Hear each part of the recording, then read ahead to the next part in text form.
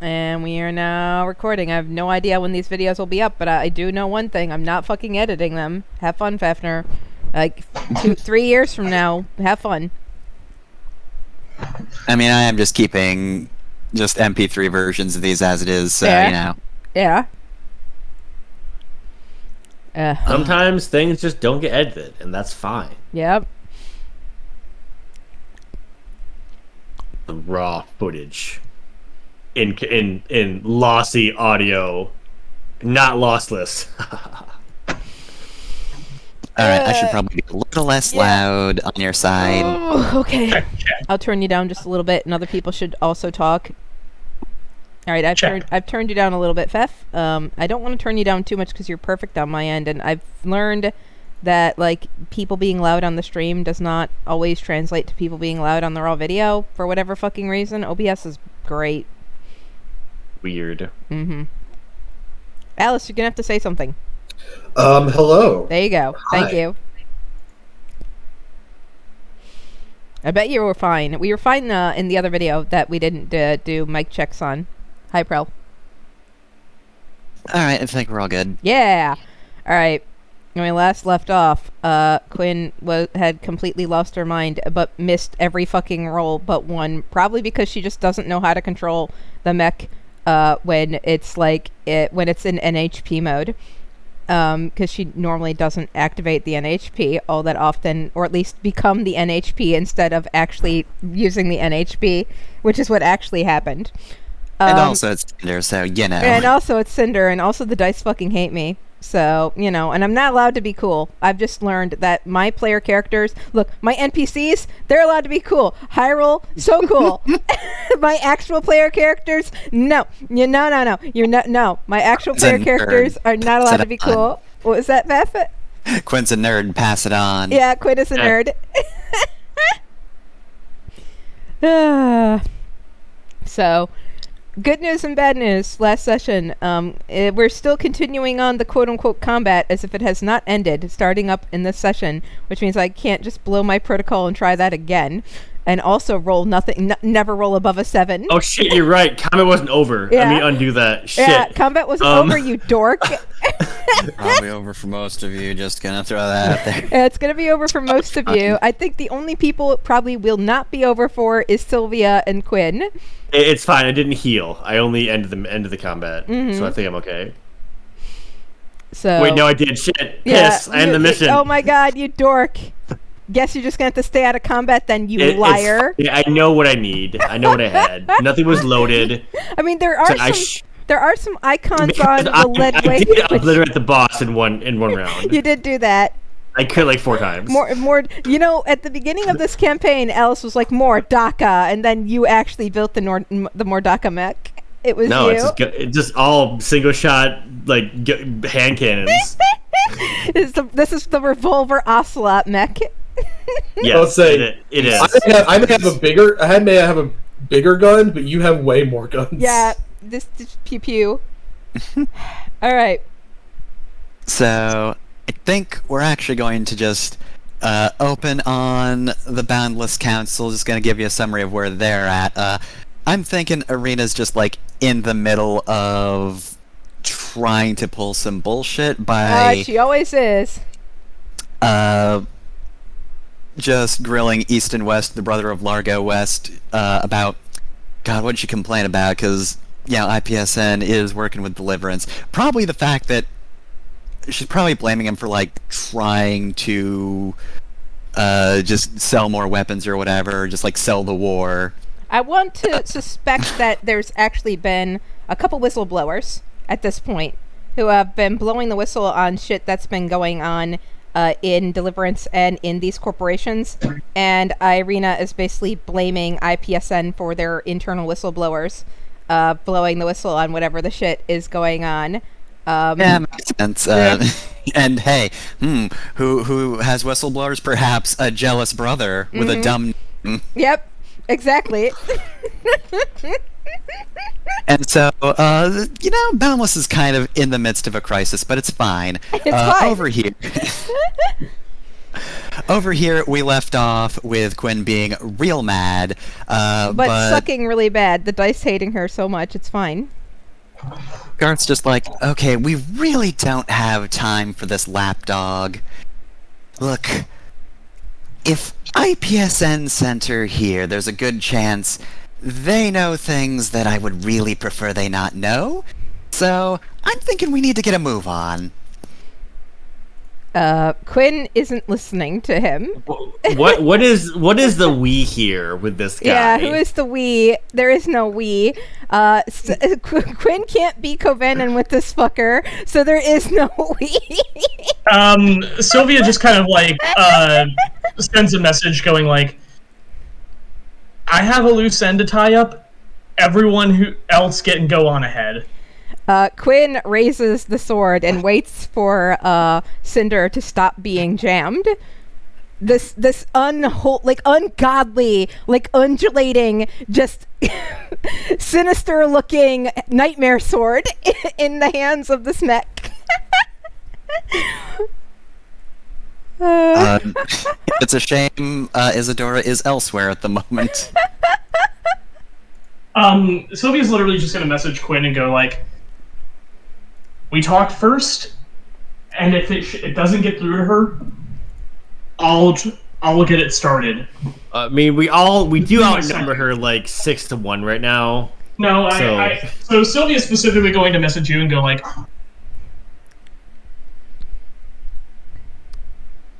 I can handle this. We don't know how many more of those things are out there, or if we got all of them. I hope we did. I think I'll be controlled by the big AI. I mean, not the NHP. Yeah, we have no idea what's going on with Venue. Quinn is just... For all we know, Venue jumped ship to a secondary body after we blew up the big one. Because she did that once. Second, like, Cinder has rebooted her mech, right? And gotten it, like, is acting again, like, moving and able to receive and share comms, right? Quinn will attempt, right? She will attempt to speak to her. But, like, still holding the sword and shaking, and, like, clearly the NHP, which is now Quinn, is in control of this mech, which has now taken a form. Quinn asks Cinder, are you aware of Lionel's feelings for you? That is a hell of a cold opening. Yeah, I was gonna say. I mean, I'm not saying it's a bad one, honestly. It's like basically mid-combat. Yeah. I mean, that might. I mean, if anything's gonna work. It's pretty Gundam to do, I guess. Yeah. But It's very dramatic. Additionally, she's gonna drop the nightmare thing between her and Cinder, so that you all are slowed and are not gonna be able to get to her for a while. All right, so I'm on that side with you. So fucking hell. it's just me. It's just me and Fester. I'll have to move it so that you're not on that side. There. Get back. Okay, as you're doing that, because this is the thing, I am going to attempt to basically just leap past that, because this is something that, like, specifically Sylvia had asked to do like 4 or 5 times, and Quinn had told her was on the line. So, yeah, you can try and you can also try and slow me, but I will absolutely get it between you two. We'll attempt to slow, but let's see what Cinder says while this conflict goes on, because I'll have to make a hack check against Sylvia here in just a moment to actually slow. I mean, like, her. if it's a hack check, then you automatically succeed, unless it's if you're making a tech attack, because I do not have e-defense. I'm specifically going to try and just like move out of the zone you're making. Yeah, Quinn's gonna drop the I believe it's called the nightmare, unchained nightmare, or whatever it's called, wandering nightmare. Wandering nightmare. Yeah, and then it's actually not that big of a zone. Yeah, it's not that big of a zone. It's like a very tiny zone, but I believe it's she can block off just the area around her and Cinder. So I can't draw it this big. But I can. You can easily do it to basically put yourself and Cinder in the zone. Yeah, basically. It's difficult for you to put all of us. Yeah, basically trying to zone out Sylvia and Bryn, and Lyra is unfortunately impossible to get out of, like, to keep out of the zone. So Lyra can. I'm do a actually snipe. closer than both of you. But I think because I'm over here.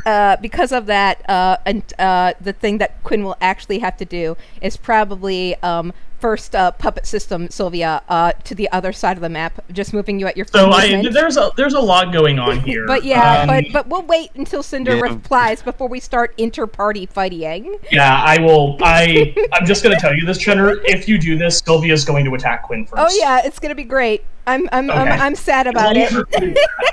I'm very sad about it. And Sylvia is officially reading this as like Quinn has gone loose cannon, and yeah, Quinn doesn't want this any more than Sylvia does. So what does Cinder say? I think Cinder just growls, "Will you stop changing the subject? Are the feelings reciprocated, Cinder? Stop talking about them like you know what we've been through. Just stop talking, please." Quinn tightens her hands on the sword and sighs. Can I send her a message while this is happening? Yeah, so like, okay, Quinn's had a lot of time to do a few things. Yeah, so You've talking only is a say- free action, but go ahead, yeah. And also, the Wandering Nightmare is a full round, so I can't even do this. I just looked at it. So hold up. Sorry about that. I'm just gonna go. Listen, like, you're outnumbered right now. You might just want to withdraw.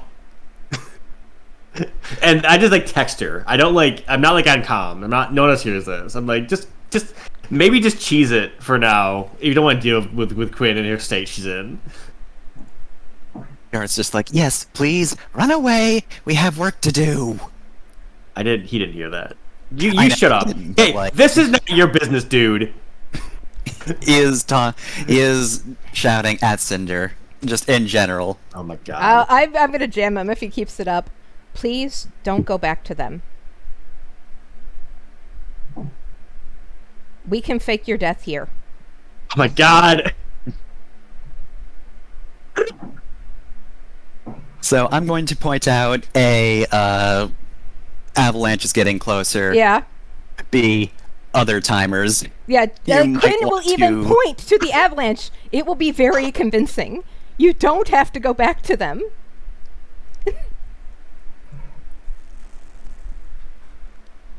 And you're just going to keep killing whatever they throw at you. hey Cinder, What? if you're gonna talk, let's talk. If we're gonna fight, let's fight. But let's do it at the foot of the hill so that we don't get buried.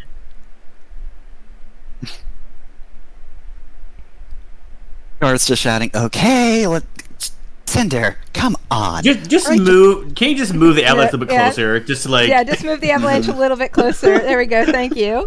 It's getting there. This is the point where Sylvia just goes like, "Look, you want a reason to fight us? Okay, I'll give you a reason. My name is Sylvia Renard. I'm from the Long Rim, and my family have been doing raiding for longer than you've been alive. Come get me." And she will immediately use her reinforced cables to like launch herself back away from the avalanche. Before leaving, Garth just shouts at Cinder, "Look, lapdog, you do realize you might be getting someone killed, yes? We don't have the time for this. So if you could just retreat again, that'd be great. That's You all you've stop- been doing recently anyway." you cut. Yeah, just cut his comms. I'm gonna hack his comms off before he can finish that. None of his fucking business. Right? Do you want me to actually make the hack attack? Because I'm gonna Yeah. do it. Okay. Dang it, you're gonna make me waste an action doing this. Shut up. Take 2 each. And also your comms are off. Can we talk about this somewhere else? Yeah. As Bryn's like flying south. Yeah. He like lands and starts running.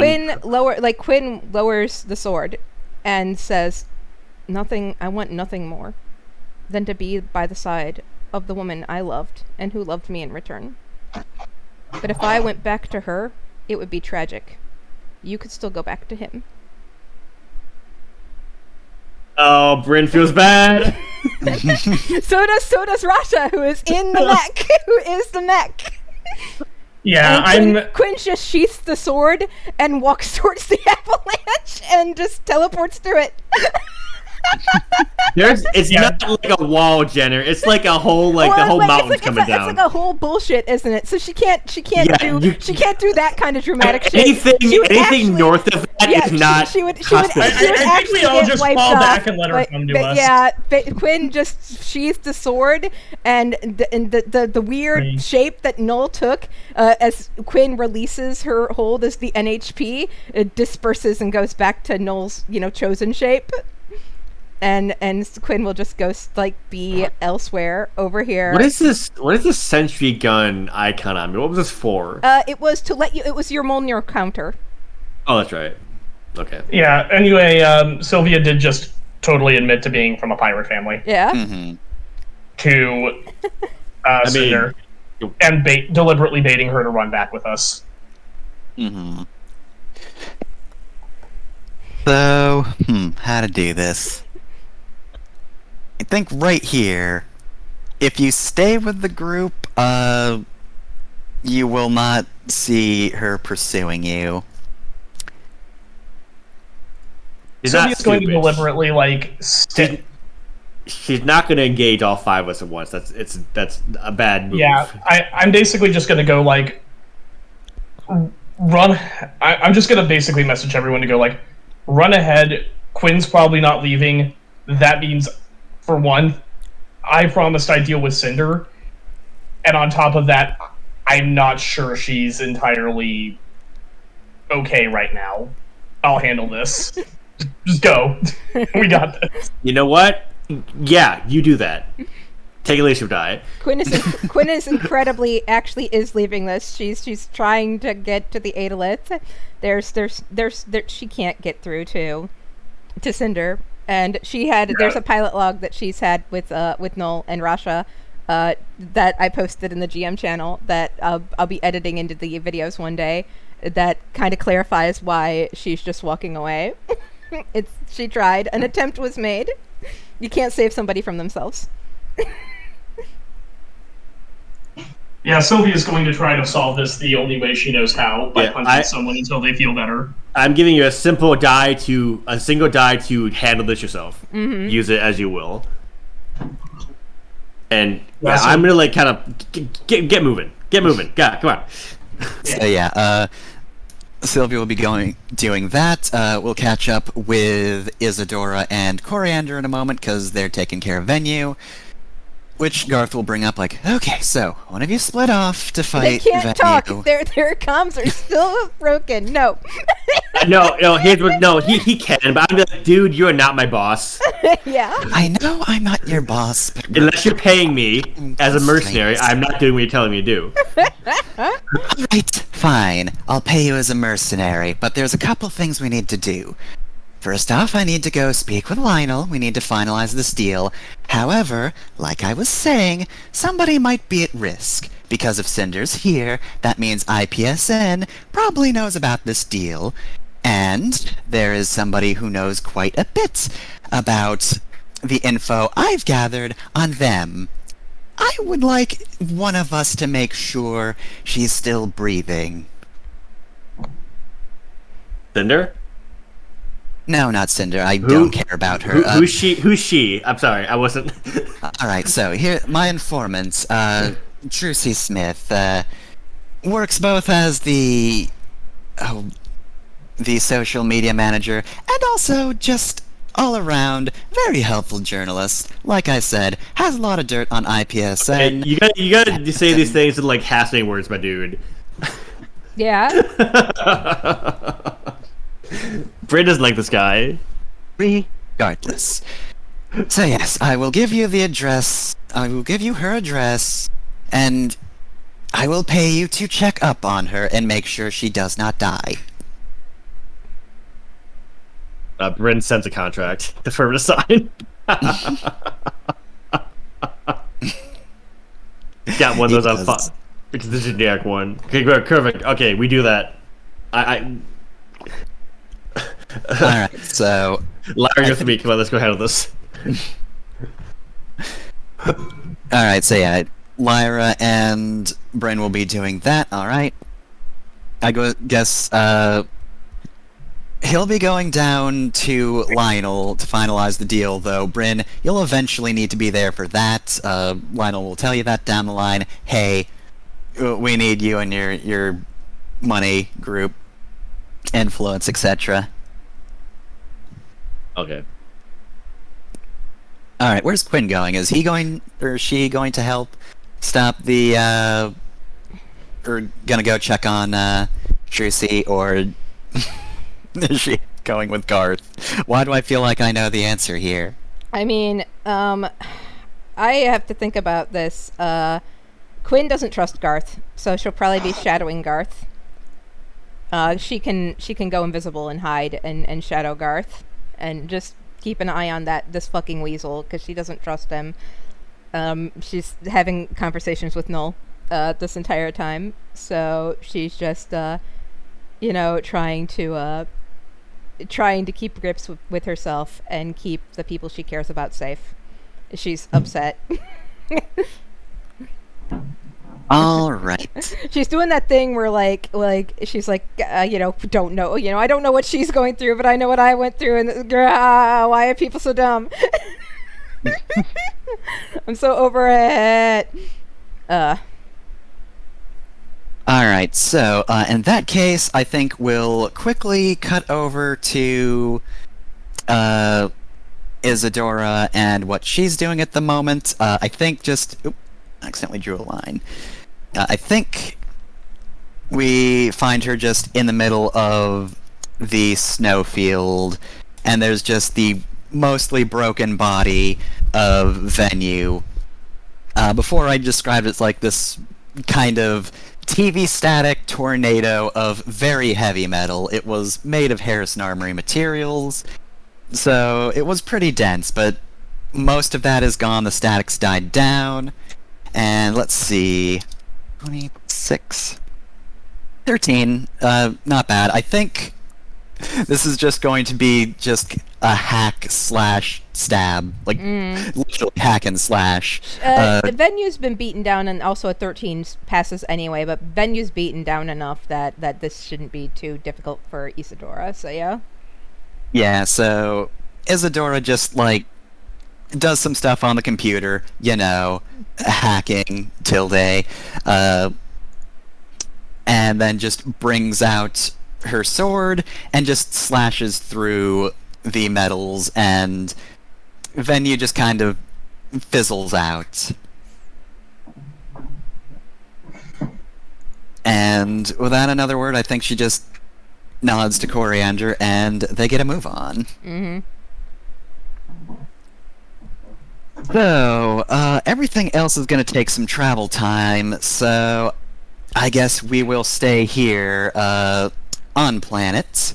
Sylvia, you are looking around this mountainside, and eventually, I think you just, like, as the avalanche itself is crossing over this area, you find a point high enough that it actually is over the avalanche itself, and you notice that she has two, and her mech's just kind of there. Yeah, I'm going to join her.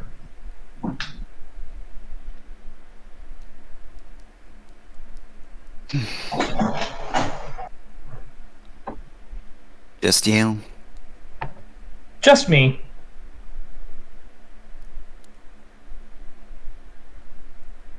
What was that family of yours like? Awful. My dad sold me to a company before I was 17. To pay off my uncle's debt.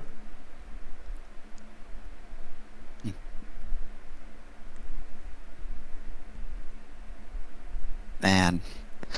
I kind of figured we were bluffing back there, but... Oh no, my family's been doing raiding longer than either of us have been alive. Yeah, but it Or my sounds like dad you was don't alive. fucking care. Can you repeat that? She talked over you. Sorry. Sounds like you don't fucking care. Not really. I care a lot more about the other things they've done. I care about what they did to me. I care about the fact that they're cowards. I care about the fact that they treat people like things. I don't really care if IPSN lost a shipment or two to them. Yeah. In the Rim, you do what you need to survive. And they didn't choose that. They could have done a lot better. They also could have done a lot worse. Just... It fucking sucks. Like... I've always considered bandits the lowest scum, but...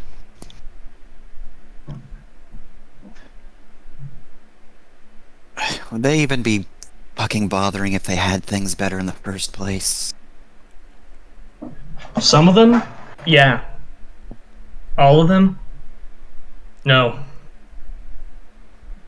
Most of them know, but Quinn's not there.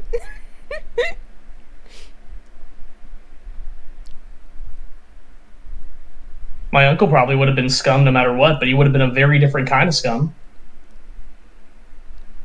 And yeah, my dad had no right to sell me, but he wouldn't have had the opportunity if someone had actually been able to intercede. If there had been people looking out for any of us. There's no one looking out for you in the Rim except your own family, and sometimes not even them. Yeah. Kinda afraid you'd say something like that. Why afraid? I spent fucking years just fighting bandits like it was the most goddamn righteous thing to do, but...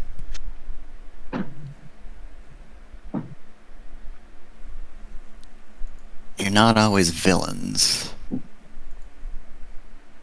Well, I'm glad you admit that, but It's known supposed that. to be fucking easy. It should have been fucking easy.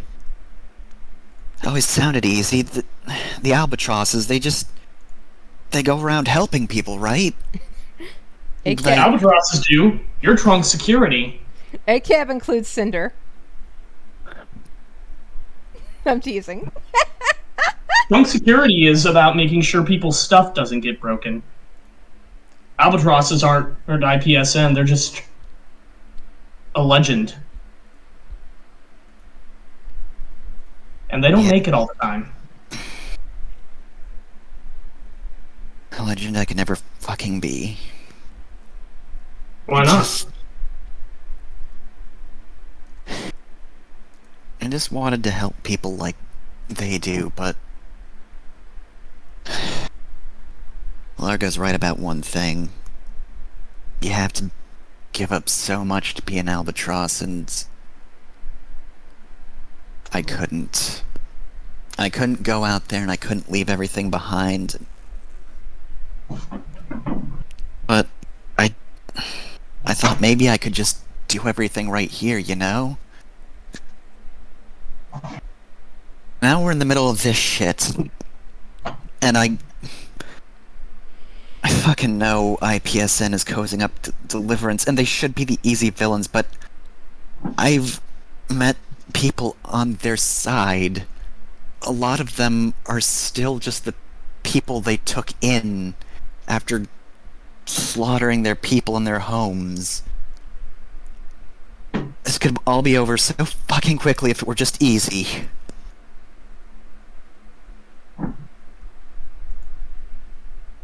It could. It ain't.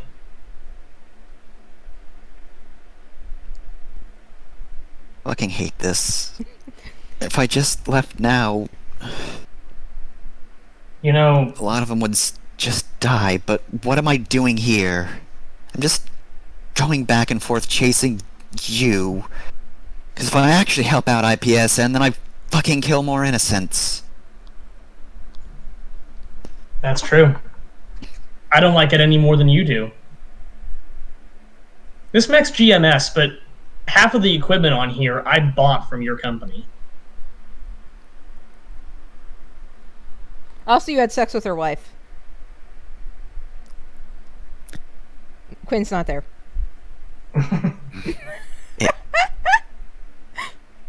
Tanner, stop interrupting. You Yeah. you let me have my roleplay, so I'll stop. Sorry.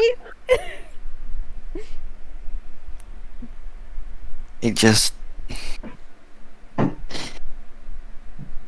IPSN just took that shit for their proper company out in fucking Cradle Union Space or whatever. They're just borrowing the fucking name like they are everything else. Well, let me ask you something. Why not do what Quinn said? You can come with us. It'd be pretty easy for us to convince...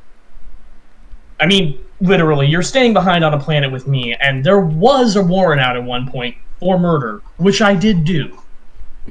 The person who I killed deserved it, and would have hurt people a lot worse if I hadn't. But I'm not gonna lie. It'd be pretty easy to fake like I killed you.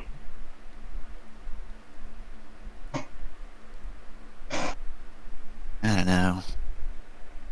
I don't know if I can... I don't know if I can rest. Just, I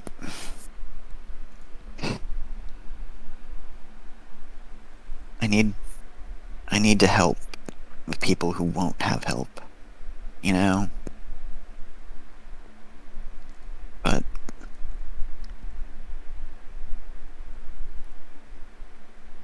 There's more than one way to help them.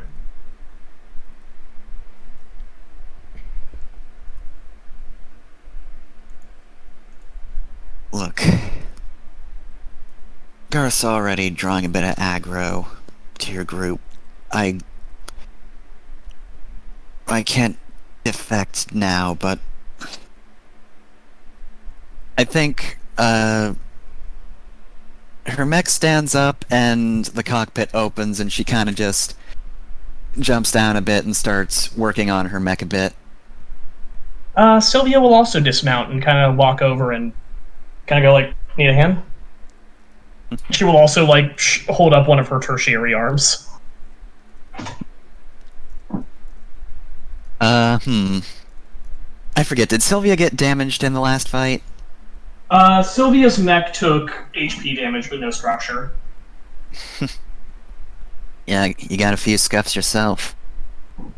I got the repairs. Yeah. Me too. I don't know if I want to take you up on the fake your own death thing, but... Well... I think... I just need time to myself. Just give me an excuse. Just give me an excuse to stay here. Oh, look. And Sylvia just drops something into her. Just writes something down on like a little data pad, hands it to her. I seem to have given you the coordinates of where my deadbeat dad is hiding out. It's not that far from here. Wow. What a great find. He's righted so many... done so much Wow, for you. weird. What a coincidence. She just looks down and is like, alright. We'll call this your end of the bargain then. But I want one thing from you. Deal.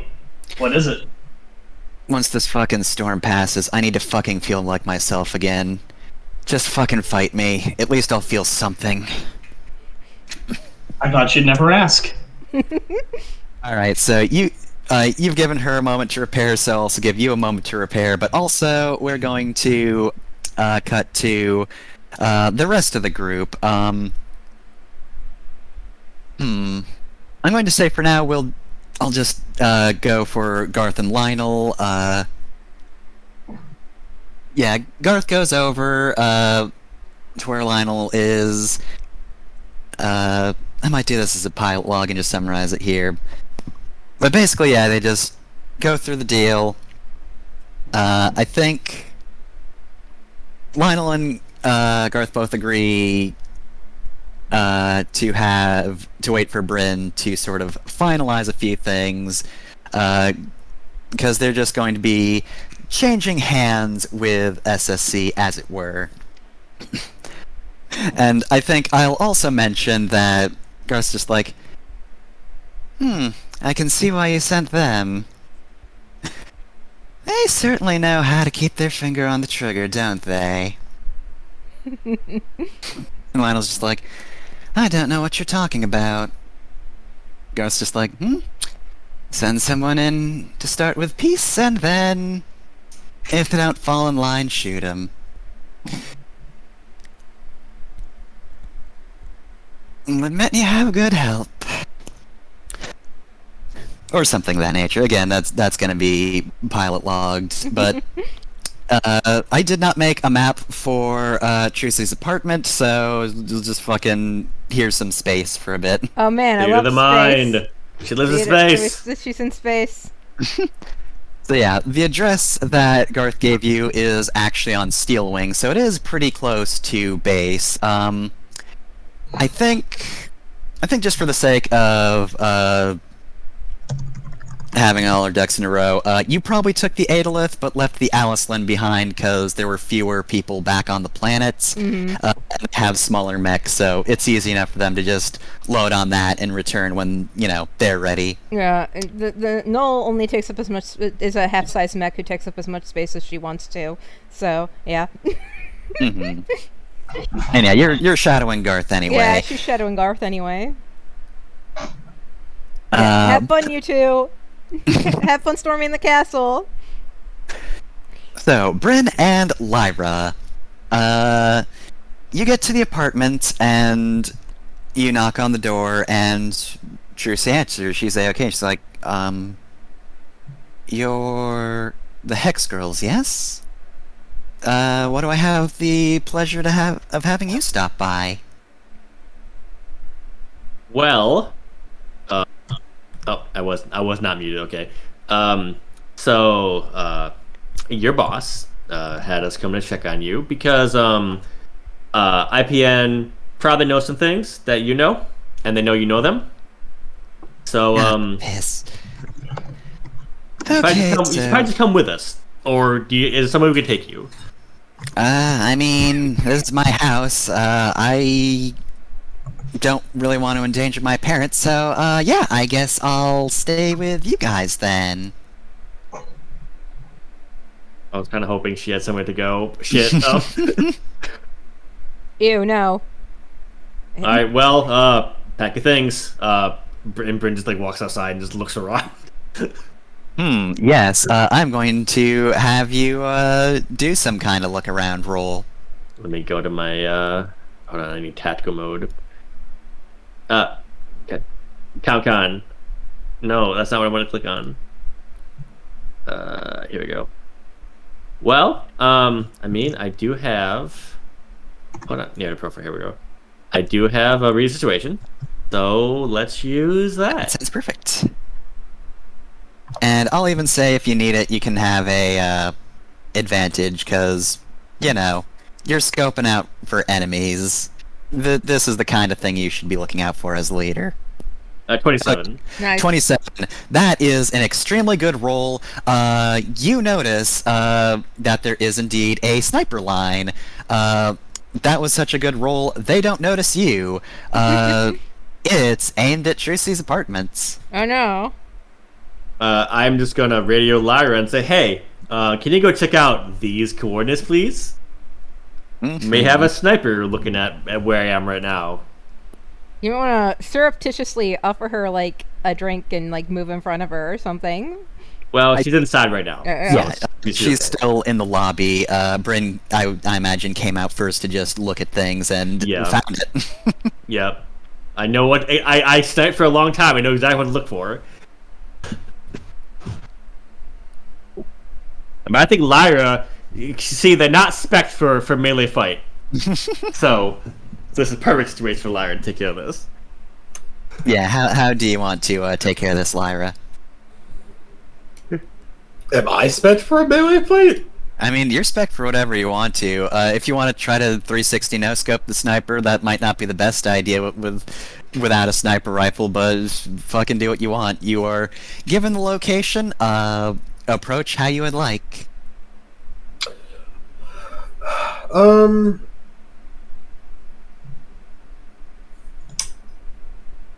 Is there enough? Is there? Let me see. I'm looking what I'm good at here.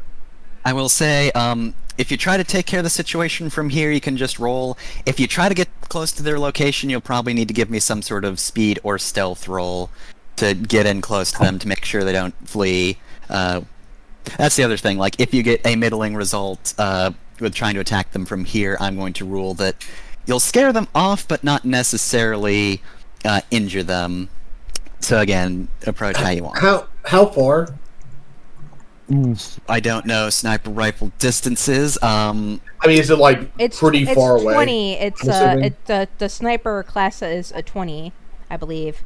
So it's probably. I mean, it's probably far away. So this is like a person with a sniper. This is not a sniper mech. This is a person It's a person with a sniper rifle. Let me I'm gonna look. say a few blocks away is probably doable for. Yeah, it's not sniper going to be rifle. more than like probably like a couple hundred meters. Yeah, at most. a couple blocks away. Yeah.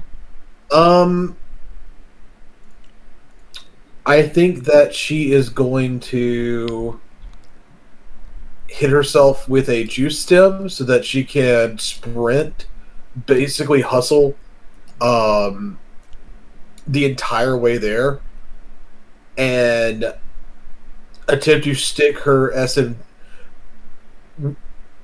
Basically, just bum rush it through like moving too fast for a sniper to really get a good shot. If he notices that she's coming, maybe. I will say you won't be able to attack immediately, but this does sound like a get somewhere quickly. And if you're using an item, I will absolutely give that advantage. Yep, I am using an item, so.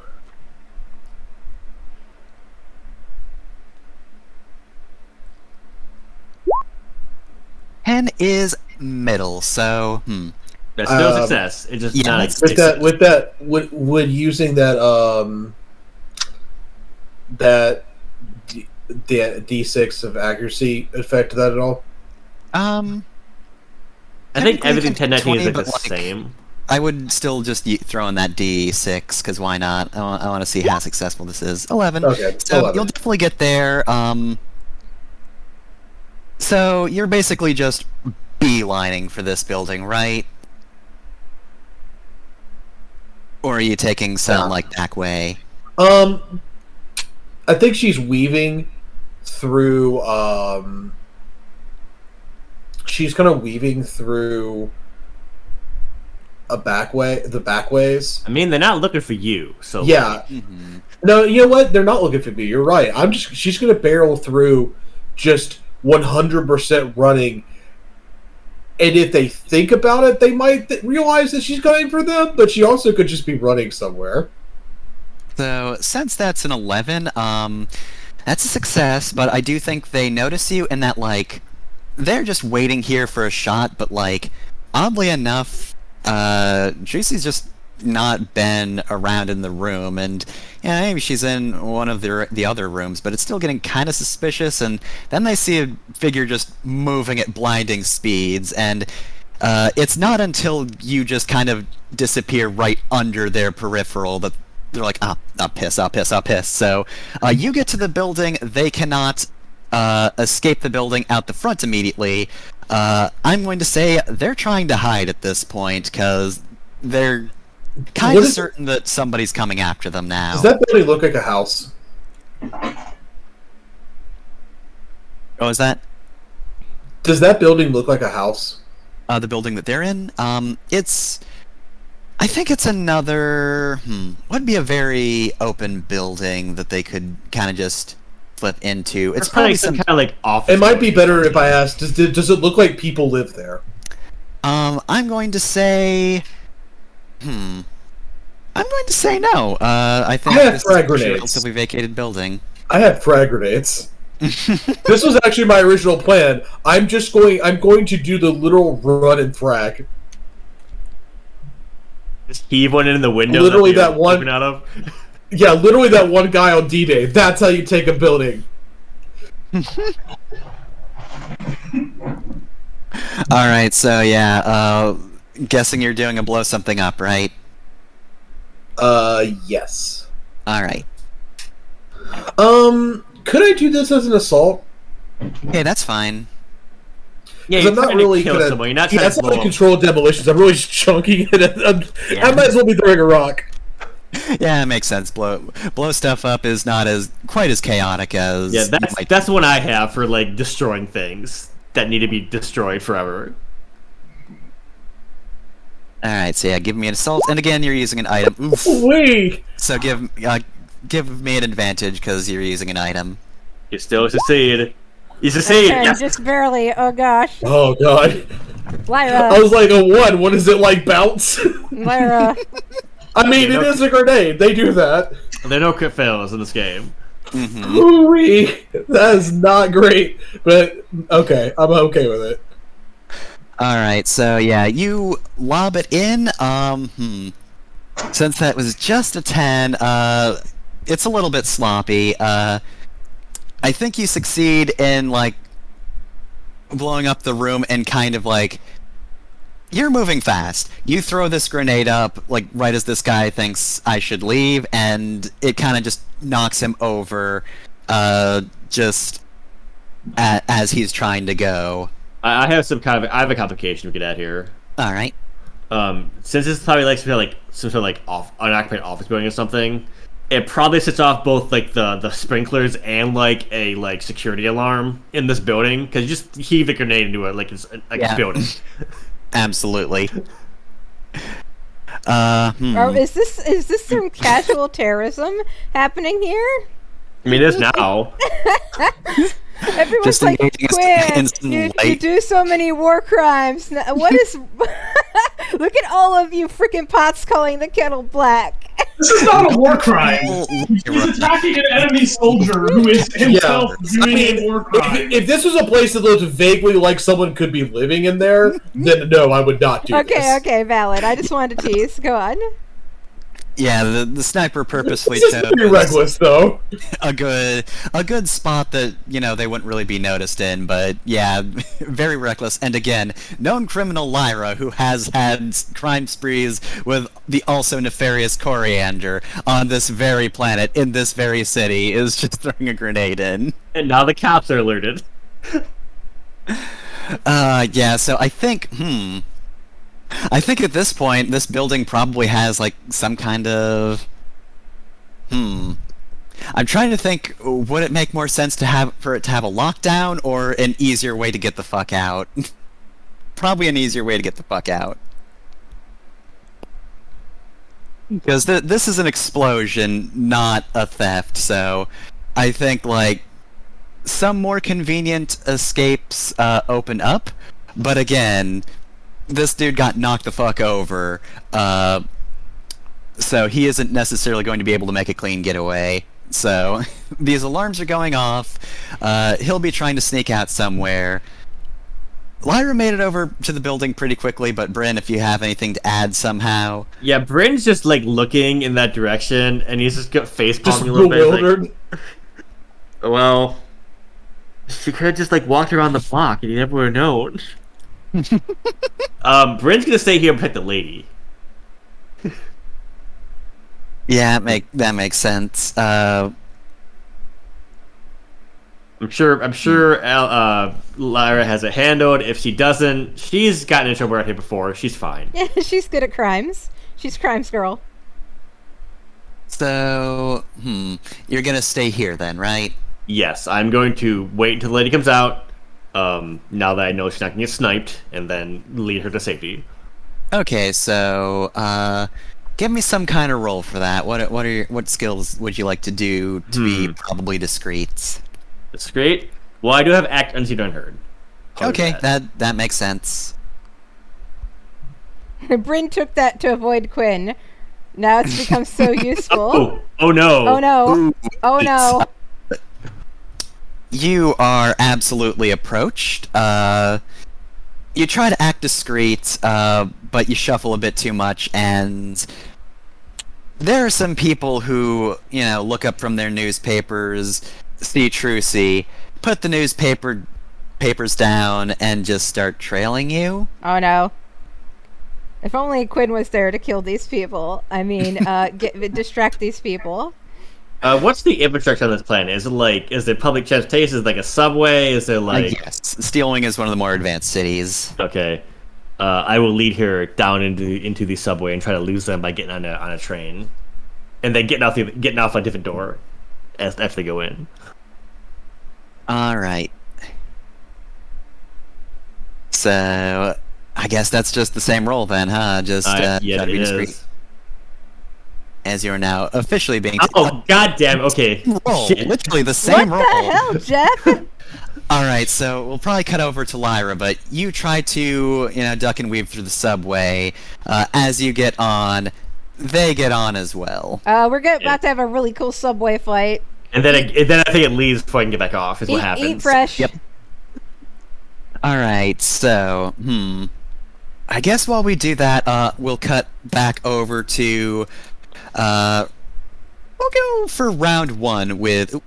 That was no, the a black old screen. Snowfield map. Actually, no. I'm gonna unfog of War Snowfield because I think it just looks cooler.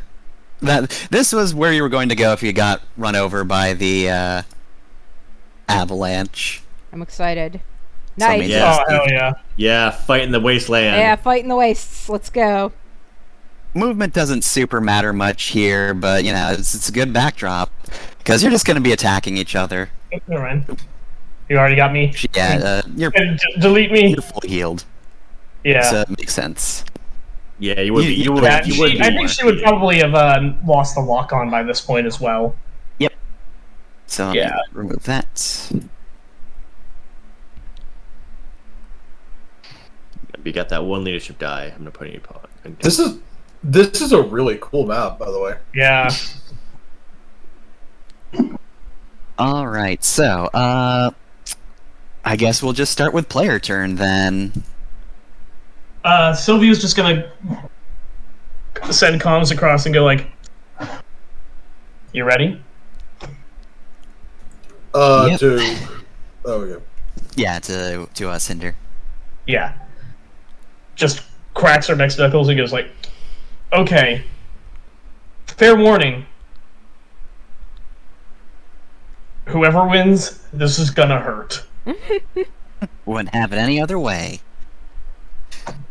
That's what I like to hear. And she will immediately pop core power on her Everest, which I was deliberately saving for this fight.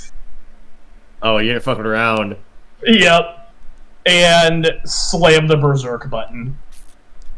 Rude. So, Wild. first things first, free skirmish. I will get Oh, two let her go screaming- first. Let her at least get a hit in I said before player you turn destroy her, first, but and I yeah, stand by Go that. wild. She's gonna get a turn. I cannot do force structure in one turn. I might be able to. I doubt I can. So I'll get 2 free spaces of movement. Do a free skirmish with the chain axe.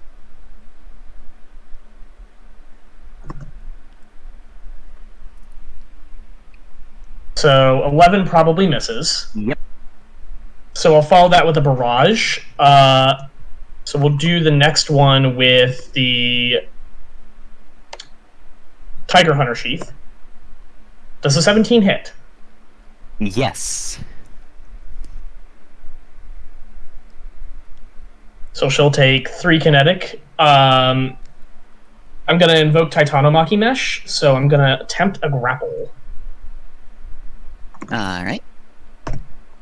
13 will So- miss. And with Titanomachy Mesh, I make a second one. So 17 will hit. grappled. And then the last part of the sequence is going to be swinging the big hammer. And that's going to crit. Nice. All right. Wait, here we go. So that's going to be... It's normally 2d6. I get 1d6 extra because of Overpower Caliber, and I'm in Segment Protocol, so that's an additional d6. So this is 8d6, keep highest 4, plus 2. She's going to take 24 kinetic. All right.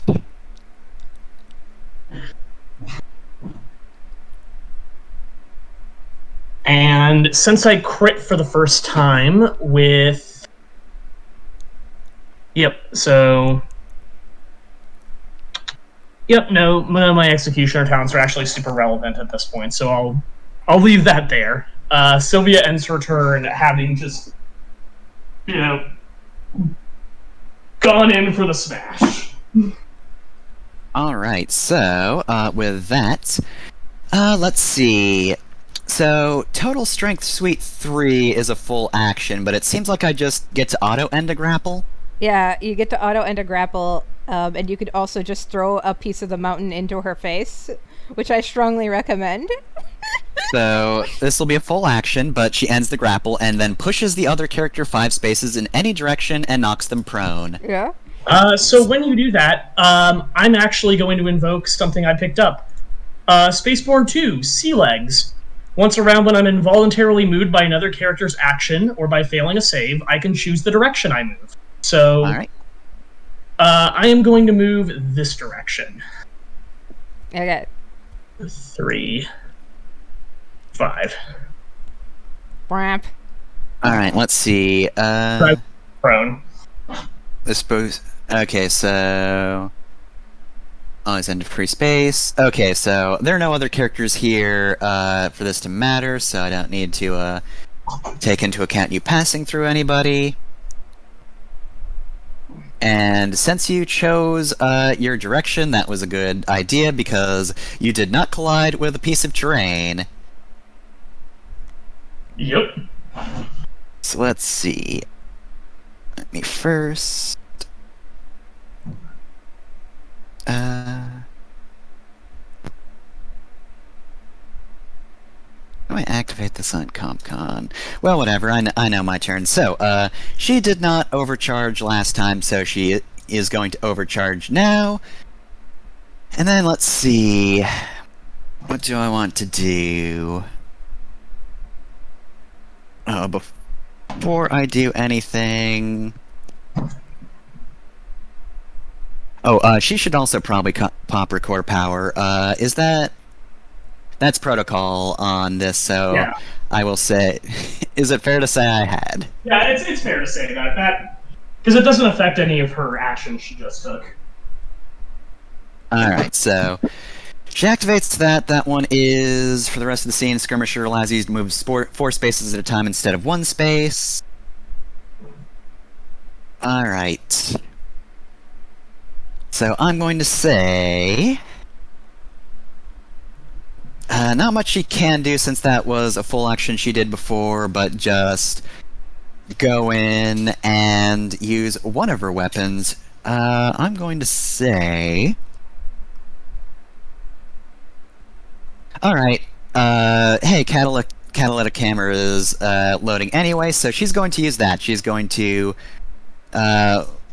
rush in towards you and attempt to use the catalytic hammer.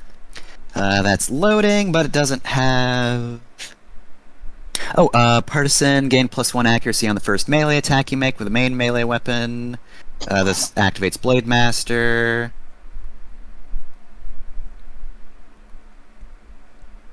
Alright, and that doesn't matter. Okay, so she does get an accuracy on this. 1d20 plus 6.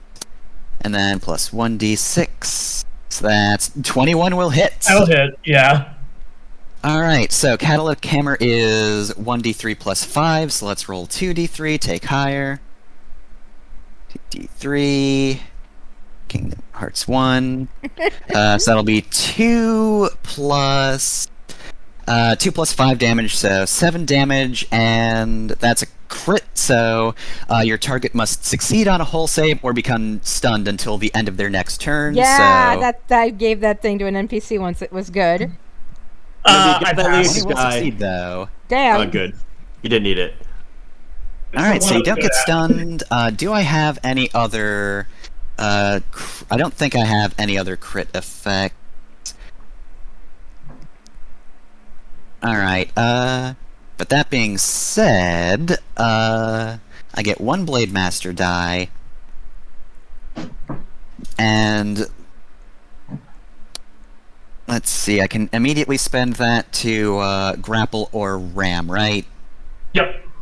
With Unstoppable, if you have Blade Master 3. She should have Blade Master 3. It would be silly if she didn't.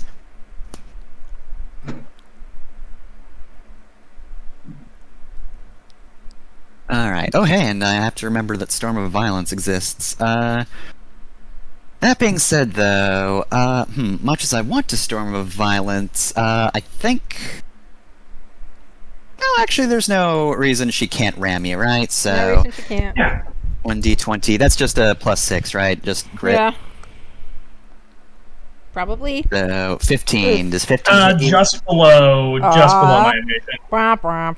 Oh, yeah, she she- actually because Oh yeah, you're attacking me when I'm prone, so like that'll get me exactly. Okay, so that is... Oh, wait, ram just makes you prone, right? Yeah, Ram knocks you up to 1 space away and makes you prone. She steps on you. Hot. Sylvia will just kind of like, so she just kind of gives Sylvia a love tap for good measure. I'm going to say, I am next to like a mountainous thing, so if she has any bonus effects from knocking me into the range, she could trigger that.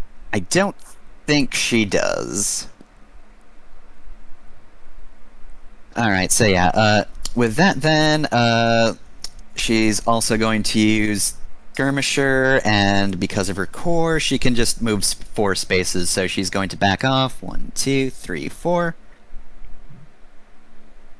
And that's the round for you two, so we're going to cut back to Steelwing, where, hey, Lyra, there is now an open building with alarms going off. Your target's not down. Well, you don't really know how your target is, technically speaking. You heard yelling, but you should probably go in and check.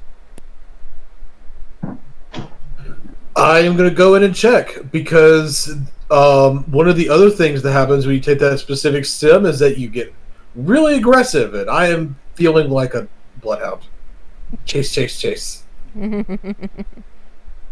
I don't think Bryn's in trouble yet either, so like you wouldn't even know how to do anything else. You're too public to be in trouble, however, yeah, there are people on your tail, but we'll get to you in a sec. So yeah, give me just a roll to sniff this guy out. And I will also give you advantage, because like you've still got the stem going. You can check this building very fast. What would that be?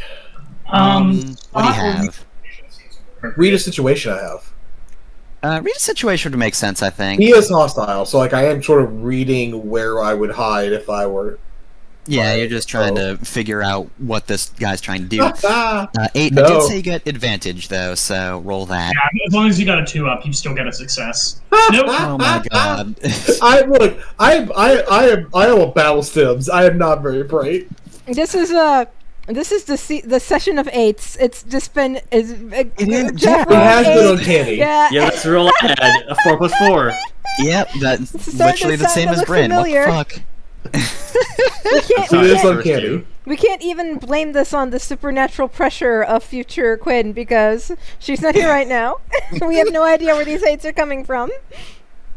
Yeah, I think the problem is you are just way too hyped up on the stem, so you just run into the building and you are just checking every room. It's very quick, but this guy got blown up, and while he's not in a great mood, he does have enough sense to just remain calm, slip out the back, and then get the fuck out as soon as possible. Yeah, he's a professional. This is somebody that actually knows what they're fucking doing. He knows you're not expecting a melee fight, so he's getting the fuck out. Alright,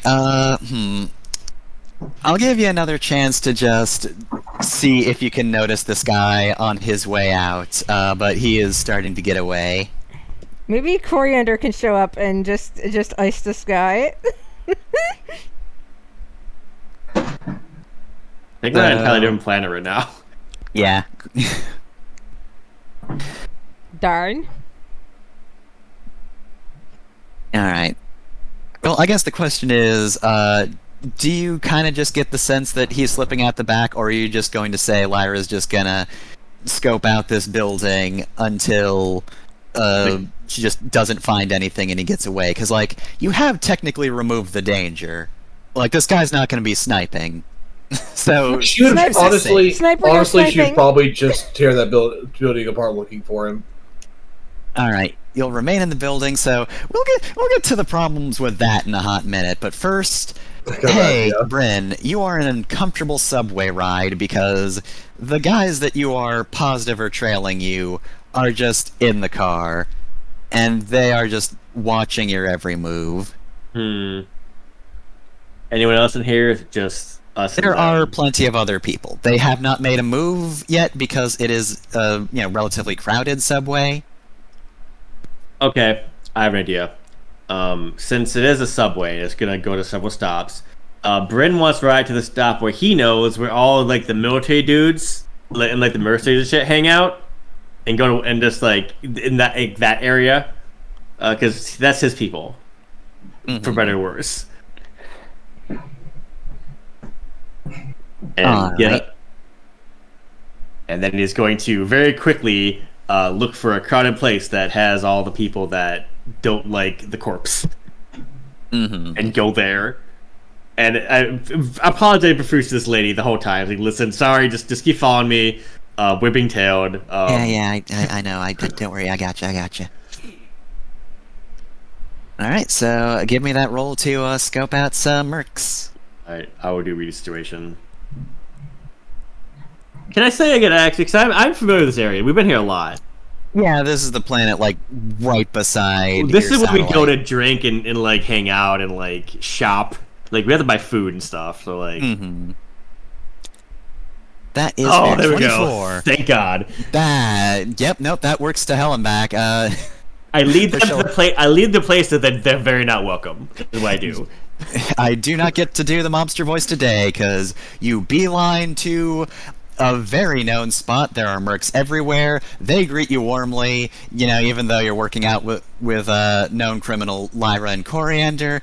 They like you nonetheless. They're not The here right people now, so it's following fine. you- the people following you immediately recognize what's going on here. They do not get paid enough for this. They're gone. Nice. I guess Bryn just crossed like for like 20 minutes where it's safe, and then until we can regroup. Yep. I buy the lady a drink and say, "Let's just chill here for a bit where it's safe until I'm not alone with you, and we have some backup." Yeah, that sounds like a good idea. Thanks. I'm sorry for disrupting your life, but I would have better been than getting shot if shot not by for a you. sniper. Yes. Yeah, This is I true. think death would have been a bigger disruption, Dad, says Quinn, who is still not here. Alright, so, round 2 over here. Sylvia, you're up, because Cinder was the last one to move. All right. So I am going to clear prone with my movement, and I'm going to invoke Sea Legs, which lets me move 2 spaces, ignoring reactions. Oh shit, where are you on the map? Oh, 1, oh, 2. there you are. Okay. And then we are going to skirmish, and I'm going to use Skirmisher to move 2, ignoring reactions. And with the pre-skirmish, I am going to swing... what do I swing here? I'm actually going to swing the big hammer again, because I can do that. Is And 29 crit. will hit. nice. Is it flavored as a hammer or used a trench axe in your mech too? So Sylvia's trench axe in the mech is her chain axe. This Okay. is the it's very specific. So I think I brought this up in an earlier thing, but all of her weapons on this mech are fist loaded. Okay. So the catalytic hammer is actually just like essentially like a really big, heavy. It's a thing that launches out of her right arm that looks a little bit like Guts' sword from Okay, Berserk. Is yeah, the best got way I it. can put it. Okay, yeah, continue. Yep. So that's going to be 6 key minus 4 plus 2. Take 15 damage this time. Alright, so hold on one sec. Let me roll a d6. 3, so that's choose a thing to blow up. So Yep. let's see. D6. 4 is a system, right? Yep. Alright, let's see. What do I want to lose? I'm going to say. Oh, hold up. She actually had Siege Ram, so she did actually do, kinetic on it. You gave her a siege ram. I was wondering. I didn't want to say anything. So I'm at 19. Yeah. All right. Alright, so yeah, just getting that out of the way. I think. You know what, I'll actually let you decide. Do you aim for the arms or the legs? I think I'd go for the legs. Alright, she's going to lose her bulwark mods. Nice. That's actually a pretty good one. All right. So that was a free action because of Sekhmet. So I'm going to use a full action on my turn to announce that I have the Brawler dice is at 1. Make a hull save. Alright, so let's see. Her hull is very good. So roll 1d20 plus 5. 16. That exactly matches my save target. Yeah, All right, so she's fine. If she'd failed that, she would have taken 2d6 damage and been stunned. Rip. So, and I reset my Brawler dice to 6. So, having done that, where is Brawler dice? So, reset to 6. And then I'm going to use the Everest's initiative trait to skirmish again as a free action using the Chain Axe. And I'm going to invoke my Blade Master Partisan on that. 25. Crit City as always. And I do an extra 1d6 damage on crits because of Sekhmet. So that's actually... And Chain Axe is 1d6, so 46 keep is 2. So that's going to be 10 damage, and she is technically shredded until the end of this turn, which may or may not be relevant. It is not relevant. Alright, so But I'll throw it on. I'm gonna go ahead and gain a Blade Master dice there, but I'm actually gonna go ahead and hold that. Go ahead. Alright, so let's see. You're now close, but she's also not grappled, so... that means she's going to start with a melee attack. Let's see. Do I want to go for the punches or the war pike? What to do? Warpike's fun because it's got knockback. Yeah, in general, war pike's pretty fun. Yeah, I'll do the war pike. Got a whole lot of fun stuff on it anyway, so... Actually, wait, let me just check one thing. It is actually threat 3, though. And I don't have to move the full 4 spaces from the core, right? I can just move up to 4. So yeah, I'm gonna save that then. No, yeah, it's just anything within range, so you don't have to like attack at 3. Yep. Yeah, but she'll probably want to back off because she's gonna start with the power knuckles and then use skirmisher. So, gonna be 2 attacks in a row. Roll 1d20 plus 6. I don't believe these are accurate, right? No, they're not, although... Okay, no, this doesn't... This is a flex mount, so it doesn't get any other accuracy. Alright, attack 1. 8 No, is gonna miss. Jesus, that sucked. Yeah, that's gonna hard miss. Yeah, so she's going to attempt to punch you. You dodge both shots, but that's still skirmisher. She's going to go 1-2 away, and then she's going to pull out her war pike, and then this one is Also... Oh wait, nope, this is a main melee, so +1 accuracy on the first main melee attack. So, roll 1d20 plus 6 plus 1d6. Alright, 21, there we go. That's what I that'll like to crit me see. pretty good. So, of course, I'm going to activate thermal charge on this, and also this has overpower caliber, so... Alright, well then. Let's start with damage. 1d6 kinetic plus 1d6 explosive, so... That's going to be 46, keep highest So 2. 3 both. 3... No, wait, you that's roll right, yeah. twice, you crit me. Yep, so... 6 So and it's 3. actually 9. I'll Does she have say- does she have anything else to pile on that damage? So let's see, on a hit with a weapon in the mod, blind 2, expend a free shot. Yeah, I did that, so... That's, Oh, up cow, you should have been rolling 3d6 there. So roll 2 more, keep highest 1. Oh, that's right, yeah, so... Yep, so this will be the overpower caliber roll. So, yep, full 6 from that, so that's 1d6 That would've been- bonus. So that would we'll do 15 to say- me. We'll say that was explosive. We'll say that's part of the explosive damage, I think, so... Not Yeah. that it probably matters. It does but not. yeah. So what I'm going to do is, as a reaction to that, I'm going to spend the Blade Master dice I got there to parry, and I'm going to gain resistance to being hit from that melee attack, so I will take 8 instead of 15. Alright, you also get knocked back 1, but this is the first time in a round, so you can probably choose the direction. Yep, I'm going to choose this way. Alright, well, that's not going to throw her off too much, because she's going to roll a d3 for heat. 3 heat.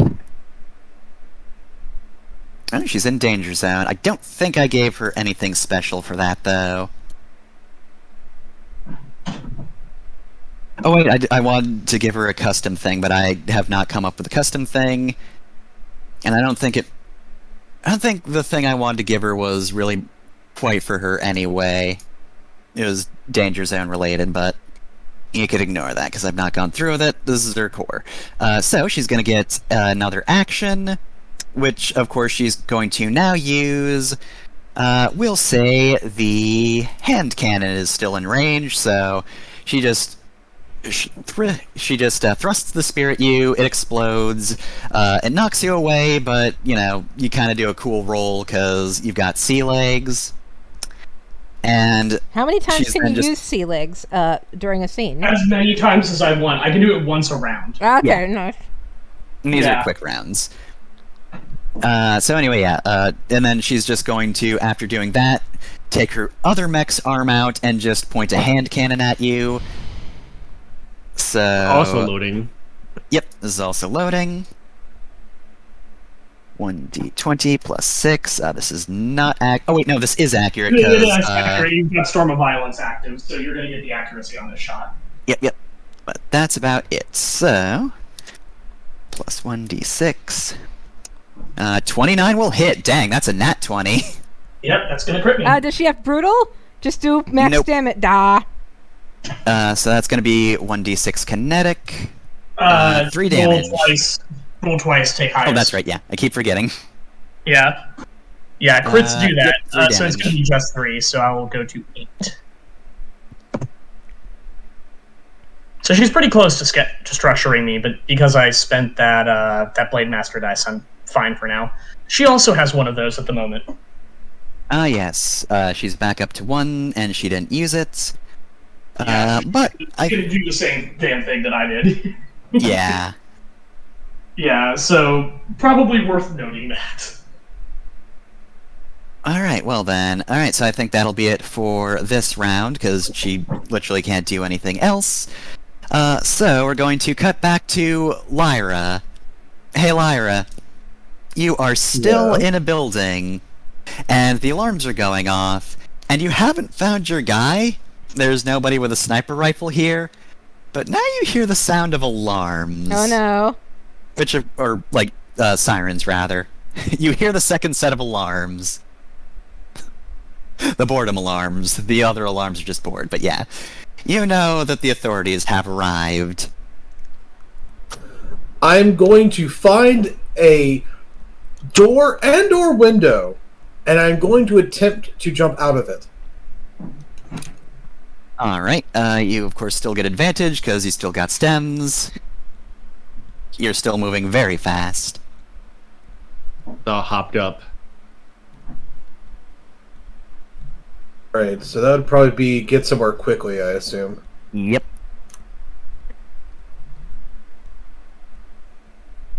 You can do it. There we go. 17. That is pretty darn good. Oh, yep. 20. Yeah, with that extra Gotta go fast. advantage you got. Yeah, you just clear the building. Like I mentioned earlier, you know, this was an explosion. There are more emergency exits available to you, so once you realize the cops are here, you just book it out, and you are not seen at all by the authorities, which is This good, is 'cause you not have the a first record. time that Larry has run from the cops on this planet. Yep. They're used to this song and dance by now. Lyra's better at running away from the cops than the cops are running after her at this point. Oh, Yeah. cops don't run very well. All Come right, on. so with that, I'm sure by now Bryn has messaged you, right? Yeah, I probably just like text. I'm sure it's like just a phone, and we don't have comms right now. I think so. Like I just say, "I'm here. Come here." Did you find the guy? No. Well, I found him, but then he unfound himself. Well, he did not shoot us, so I'm gonna call it a win.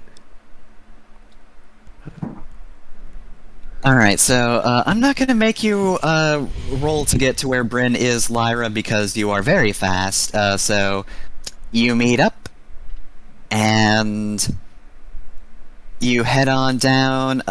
What did you take to get to the planet? Did you go via Edolith, or did you take something more discreet down? Would we have taken the Edolith down? Don't they have? They gotta have the shuttles in that ship, right? If not, I mean, my mech can fly. Yeah, so if you took your mech to get to the planet, which Although I would do probably not make have an sense. extended compartment right now, so The Adolith probably just flew over the planet. You shot down as quickly as you could. Oh, 'cause you were know what? No, lost since we're at the context. planet, we just got hits around some of the Nimbus that are hanging around our fucking station. Ah, you know what? Yeah, that is very safe. We just call them and say, hey, come get us. All right, so it's not going to be too long of a wait for them to come down. You know, you're on good terms with them, but there is one more thing. Ah, piss. Could you give me one more read a situation roll, either one of you? I'll do it. I'm good at it. Oh, Jesus Christ! But it's still a success. Still a success. Yep, 11's a success. Hey, yeah, guess who's back? It's the sniper. He's basically just trying. He's gotten one more attempt in. He doesn't have his rifle set up, though. I'm going to say he's close to firing since that's only an 11. You don't notice it until he's kind of in a decent spot, but you can point him out to Lyra and be like, hey. He's trying some shit, so... Where is he? So we're waiting around in a bar. So where's this guy this time? Where do you set up? On a rooftop across the street or something? I'm trying to picture this. I'm trying to figure out where this would be. It's not the best position. He is just barely hidden from view for people who are not looking for him. He's still going to wind up causing a commotion because he's got a sniper rifle, and when he fires it, he's still in a crowded area, but he has enough of a view to fire, and I think he's actually... You know what? At this point, he is actually aiming at Lyra, I would say. At this point, this is out of spite more than anything. Oh no. This man is not chasing pay. If he were, he would have given up like the other guys. This guy has... You can probably even see from where you're sitting. his back's a little bit fucked up. You can see how cornered Yeah, he rats are. gets a shrapnel from a frag grenade. Yeah. Even you can't see his back completely, but you can see enough. This guy is pissed. He's still trying to be somewhat hidden, but you know. I have a dumb move I can do. All right. If you're okay with that, Lyra. I am very okay with that. I'm gonna point at the guy and yell, "IPN sniper!" And like everyone looks. Oh my god, fucking. Oh, I don't know what role that is yet, but that gets advantage. I was gonna say leader inspire. Yeah, that makes sense. These are my Inspire people. to fucking panic. Well, no, these are the mercenaries and shit. So this is I'm trying to incite them. You're still around the. Yeah, of course. Yeah. I didn't leave to wait for the Nimbus. I'm gonna stay in the safe spot. Oh, that was a D6. Hold on, that should be a D6, not a 6. It's still a 9, so. Oh, piss. God. Ugh. There. Yeah, like, no matter what, you're gonna it's succeed on the roll. Yeah, it's still a 12. Yeah, that's fine. Yeah, if that's a 12, you know what? It's out of your hands by this point, because you fucking point at a sniper, and boy, these fine mercs are not fond of company assassins. Snipers do not like to be perceived. Yeah, hate it. Do not like it. So there's just a moment where you shout that, and since you're not in the public, nobody panics. You just see the sniper go a bit wide-eyed as the mercenaries just turn around, take everything into account, and just start cracking their knuckles and walking towards it. Oh no. And then a man just hobbles the fuck off. This has now become not worth it at all. I don't think he's gonna run those guys. Well, it was only a 12, so, what happens, it's out of your hands. Maybe you'd know if it was a 20, but you can only guess. Mm. So you turn back to your drink and sounds of violence just happen in the background. Who knows what could be happening? Could be anything.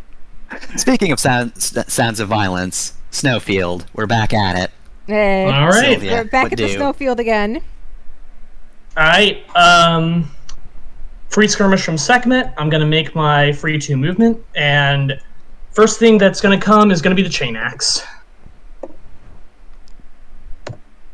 Which will crit. Dang. That's good. Crit City. Just Sylvia things. And that'll do 7 kinetic, but more importantly, she is now shredded until the end of my turn. So 7 kinetic, not quite worth the brace yet. I mean, if she wanted to, she could, but it would not do anything because since she's shredded until the end of my Not turn. brace, but Blade Master. Well, even with Blade Master, because she's shredded, she now can't gain the resistance. Ah, okay, gotcha. Yeah, that's why I lead with the chain axe. So we're going to gain a Blade Master dice from that and immediately spend it for Unstoppable. So I'm going to start with a Ram, which will miss. Will miss. And then parlay that into a Grapple, which will crit. 29 will hit. Because Sekhmet activates on all melee attacks, not just ones with weapons, take d6 damage. So just take an extra 1 kinetic, and you're grappled. And now I will move on to my barrage, which will start with the Tiger Knuckles, which will not crit, but will hit. And deal 3 kinetic, and then the hammer. Okay, hold on 1 sec. Let me roll 2d6. Take 1. So I don't have the rules up. What is 1 on 2? How many structure structures you have left? Yeah, how 2. many? Yeah, 2. She's jammed. No, I don't. Let me Right? check. It's not jammed. It's I think this is the point where you start making hull It's a checks direct or becoming. Yeah, you have 2 structure left. Yes. Yeah. Pass the hull save would be destroyed. Oh dear. 14 pass. Then you're stunned. Okay, stunned, not Stunned is jammed. still Got it. bad. Stunned is very bad. Swing the big hammer.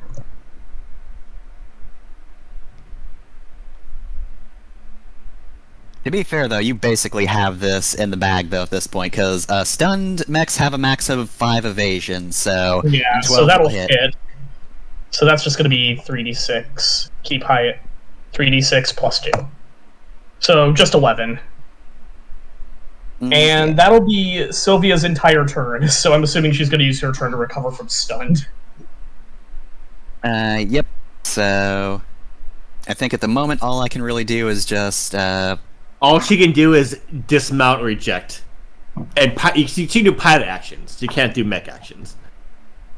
she does have Black Thumb, so, she can just dismount as a quick action. It's dismount. It's if it's Black Thumb, it's at what level? 3. Then it's a free action. Okay. So pretty much she's just clearing conditions at this point, right? Yeah, because you Yeah. can use the Black Thumb action to clear certain conditions. Yeah, you can hose down your mech and stuff. Yeah, it's not. Well, I mean, I guess it is heat, but I'm mainly just here to clear stunned. Does that take repair capacity? Nope. Stun just auto clears at the end of your turn. Yeah, you can't actually you can't use the Black Thumb to do that. Okay, so. But she could just take a pot shot at your mech with her gun. I was going to say, she could theoretically, she could come out and shoot at me. Yeah. I don't know if she wants to do that. Field and repair start, does like, give you a 2 fight overshield. with bare fists, but we could go Gurren Lagann on this.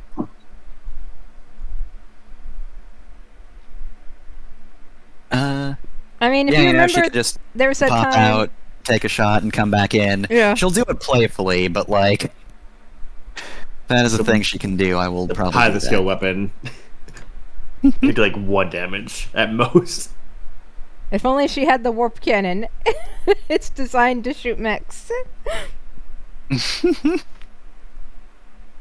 So roll a grit roll here. I want to see if she fights me. Do it. yeah, Like, she's just gonna playfully pop out. Fucking both of her weapons are close range, so she's got a beam katana, but she's also got steel knuckles. I think she's just gonna come out, tap on your mech, and then go back in. All right. That'll do it. Yeah. How much believe damage? her. Does that do? Too kinetic, Well- as she just. I think it should be 4 since it's a crit, but yes. No, I mean, you don't roll. crits do not work with pilot weapons, Darn. unfortunately. If you want to do 4 kinetic to a mech, you've got to jockey it. Yeah, she's not jockeying. She's not in a life or death situation. She just I would say, leaps do out not jockey. So onto it's your just mech's gonna, arm.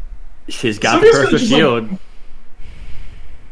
Yeah, Sylvia's just going to go you are insane. You know that I activated a SecMet protocol, right? And she can't actually pop back in this round. Yep.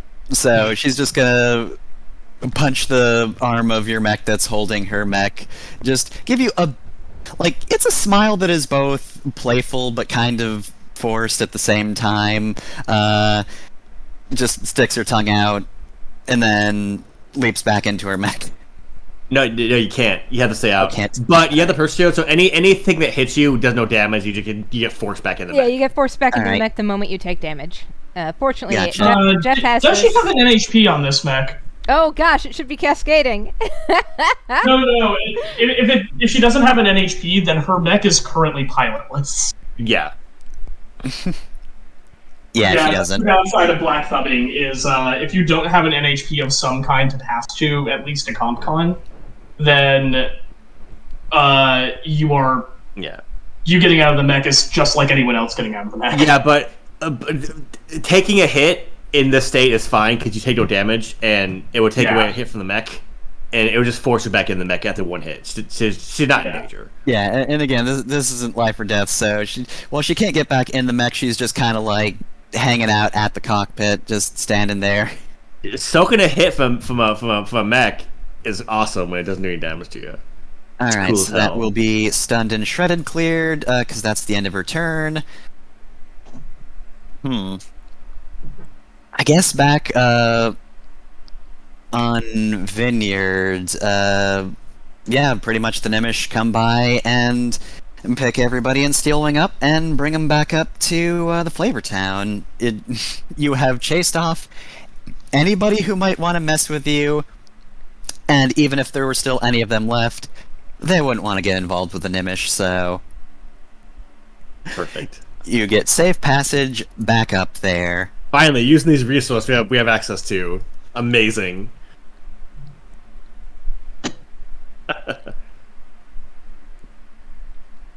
Lau, you okay? You look a little jittery. I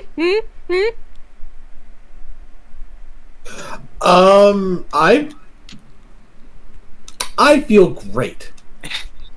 I am feeling copacetic. That is word. I promise it is word. I heard it once. Yeah. I don't know what it means. Do you have snacks? I mean, we're on the Flavor Town. I'm extremely hungry. I may be in the initial stages of malnourishment from insanely high metabolism. I'll put a pizza in the oven for you. Thank you. Spasibo. I can't thank you enough for getting me out of there. Jeez. Well, I guess if it's come to this, though, I probably need to start feeding information to everybody who's not IPSN, Deliverance, Harrison, etc. So, is there anywhere I could just, like, contact Boundless real quick? Let me give you some contacts, my friend. She probably will not be able to use the matchmaker until Quinn meets her. It I will was just not fry going to her give brain, her matchmaker. but yeah. I was going to give her regular contacts through the not psychic Yeah. machine that we've been using. We have people that we've been working with that would like this information. Yeah. I will point her at them. Yeah, and she already knows how to contact Lionel. She just literally just needs a device. Yeah, I take her into the conference room. You'll also notice by now that you have a message from Lionel. Asking, hey, we are going to be doing all the technical stuff with SSC's resources now. Cool. The lady didn't get shot, so mission success. Should we? I guess we're gonna meet us somewhere later. Can you bring Quinn with you? She's there. All right, so yeah, you'll get a meeting point. Probably. Actually, yeah, you know the Flavor Town. Actually, this would have not like we traveled through space, so like I feel like time has passed now. Yeah, time is passing, so like it's probably best that you meet him over just at Athena, so you can just get stuff finalized, because you know, just quicken things up. Yeah, all need to get back together because like we're just spread out right now. All right, so while you get all that together, back to the snowfield. So this battle's Like pretty a week much ago. over. This battle's pretty much over because like you've taken 2 structure. At this point, Cinder's clearly just acting all cute. So Yeah. what are you gonna do, Sylvia? At this point with the fight won, Sylvia is actually going to hit the stop button on her neck. So it will actually stop and be stunned until the end of this turn. And she is going to dismount, standing on its shoulder, and grin down at Cinder and go like, I can get back in and go another round with you, but I think this pretty much settled it. Yeah, just about. I don't think I could handle that. You are good. You're pretty good. So are you. I'm just very, very good at fighting trunk security. And Sylvia just hops down to the level of Cinder's neck and goes like, so, what are you going to do now? Well, you gave me an address, and I guess I'll just do what I please there, but after that, I don't know. I... And at this point, like, she was kind of riding high from the fight, but now she's dripping back down a bit. Guess I'll do everything I can to save the people that no one else would. But... Man... It's gonna be hard doing something like that without Largo noticing. Well, we know some people. Yeah, good. I can't just sit around doing nothing anymore. It's just chasing you around getting nothing done's killing me, so I'm going to lower Deliverance's numbers, whether they want to leave with me or not. I think that's the best thing I got at the moment. Chasing you, fighting whatever bandits are just hanging around, I fucking can't anymore. I think she'd fit in great with the Arathlan NGL. I think S and her would get along really well. Yeah, Sylvia will actually go, like... There's someone I know who's working through some stuff. It wouldn't be the worst idea for you to check in with them. And while we're at it, and then Sylvia will just, like, literally offer her a hug. You can Hug see it now out. that you're close. She is crying, and I will add the word again because you can kind of tell from seeing her up close that she had been before, and yeah, she just starts crying again. Just thanks. It's okay. This fucking sucks. Look, don't I know it? But when this is all over, tell you what, I don't know how many of the Hex Girls are going to be staying together after the end of the end of whatever we're doing comes around. As for me, I'm gonna want to keep fighting, but I don't want to fight pointlessly, you know what I mean? So, Yeah. I given definitely that do. given that you're probably about to go from trunk security to X trunk security when this is all over, and I don't know who I'll have available to do that with. Anytime you need a wingmate, let me know. Thanks. Mr. Rex and I will be there, and we'll help you with that however we can. Probably with violence. I'm very good at violence. Yeah. Same here. Don't I know it? Oh, your hammer. What about it? Next time you swing with it, throw your whole momentum into it. It'll crash harder. Just put your whole body into it. Just who cares if you fall on your face? You're just lucky you give 110... sorry. You're just lucky you're you. I normally give 110% for this sort of thing, but... No, I understand how it is. when you see me in a real fight, I'll make sure to go all out for you. Glad to hear it. Been a while since I wrote you that letter, but, you know, I tried to write as many people as I could about whenever there are new customers, but you're pretty cool. Some people literally like bring it up and show it to her. Aw. He's already crying, or else she'd start again, just... Hey, listen, you take care of yourself. When this is all over, you, me, and Lyra will get a drink somewhere. I'll make sure to make it for you.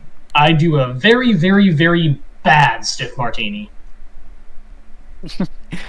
Sounds relaxing. The absolute worst mixed drink in the galaxy, right here, baby. I'd tell you to take care of yourself too, but if that is just a third of what you can do, I think you'll be fine. Yeah. I think I will be too. And so, like she said, she's gonna just stay here for a bit, stay with her own thoughts, but you head off, and for what it's worth, she does look a lot better as you leave than she did coming in. And so you return to the Alice Lynn, Isadora and Coriander waiting for you, and she's just like, so how'd it go? We punched each other and cried. So, I consider it a win. Par for the course for Sylvia. She's going to need some time to sort things out, but she's not staying loyal to Deliverance or IPSN. She doesn't have a specific place she's going to go when this is all over, but she knows where to find people, and that's the most I can give her. Alright, sounds good. On my end, quick and dirty, I took out the NHP. Did you take it out, or did you extract it? I just kind of wrecked its whole chasis.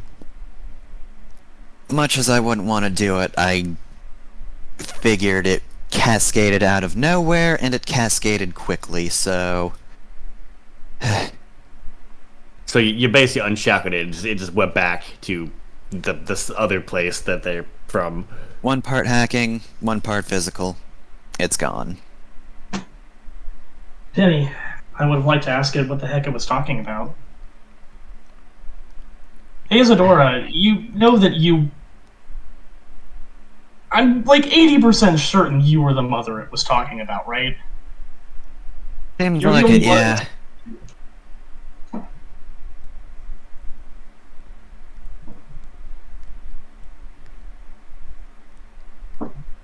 Sorry, what did you say? No, I just kind of went like, I'm pretty sure you were the mother it was talking about, right? Okay, and I responded to that. Okay. Yeah. Sylvie just kind of goes like, well,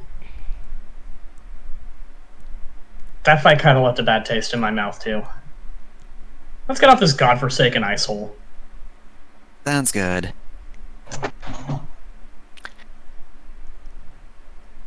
Alright, so, I guess...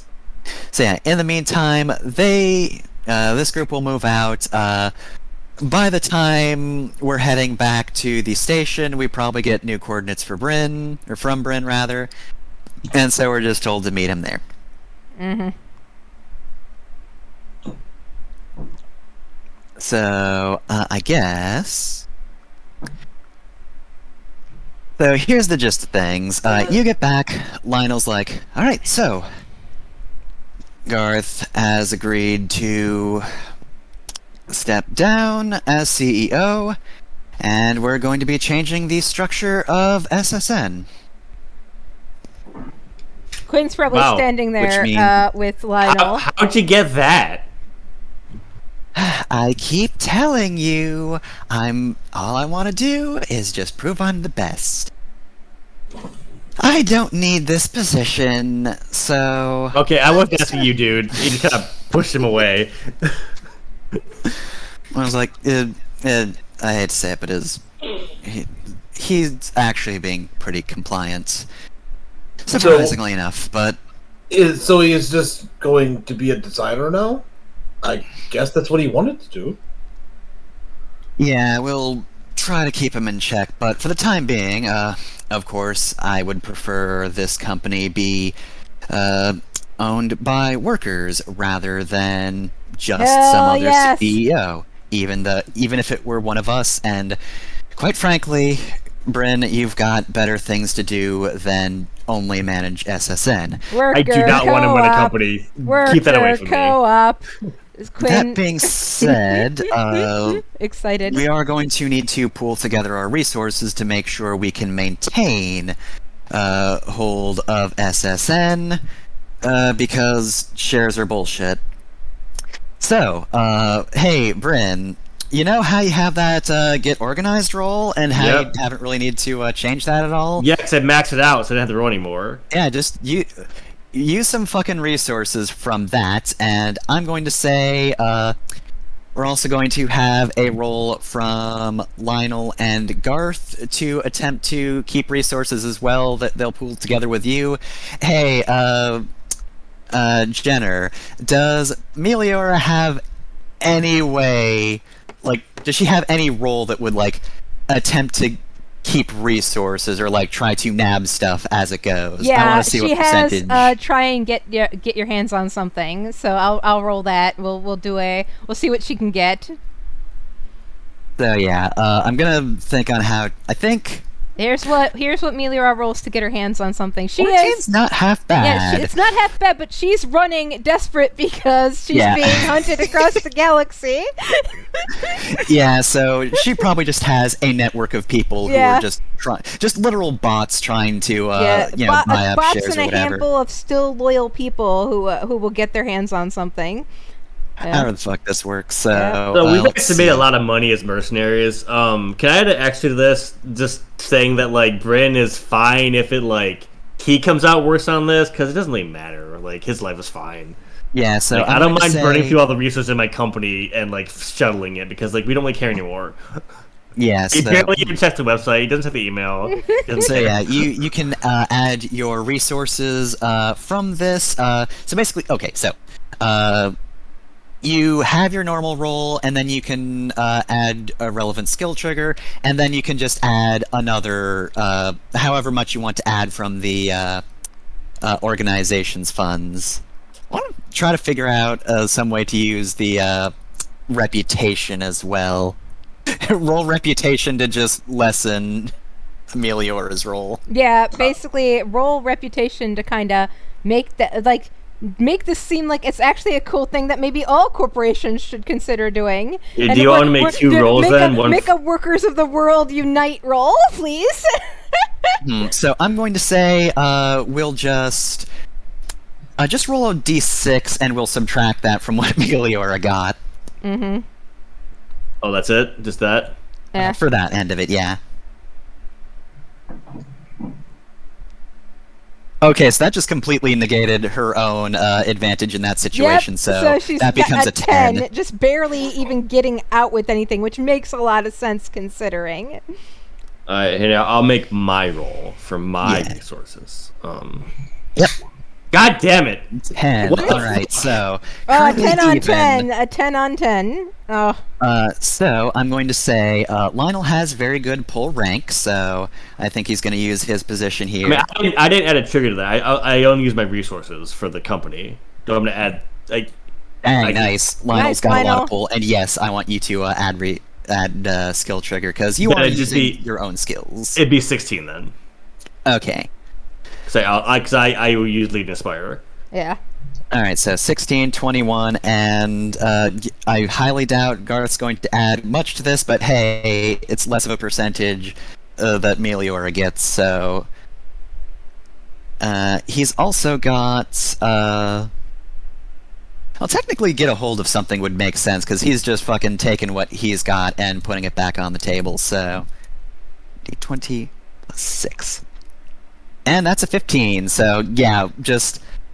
I guess clearly we have the overwhelming majority, but I should ask Alice.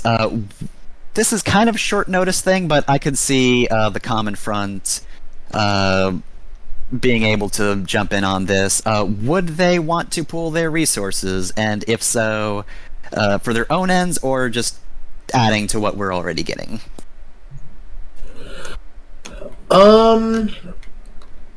Well, they're syndicalists, so anything that could help out the rise of another worker run anything is something they're interested in.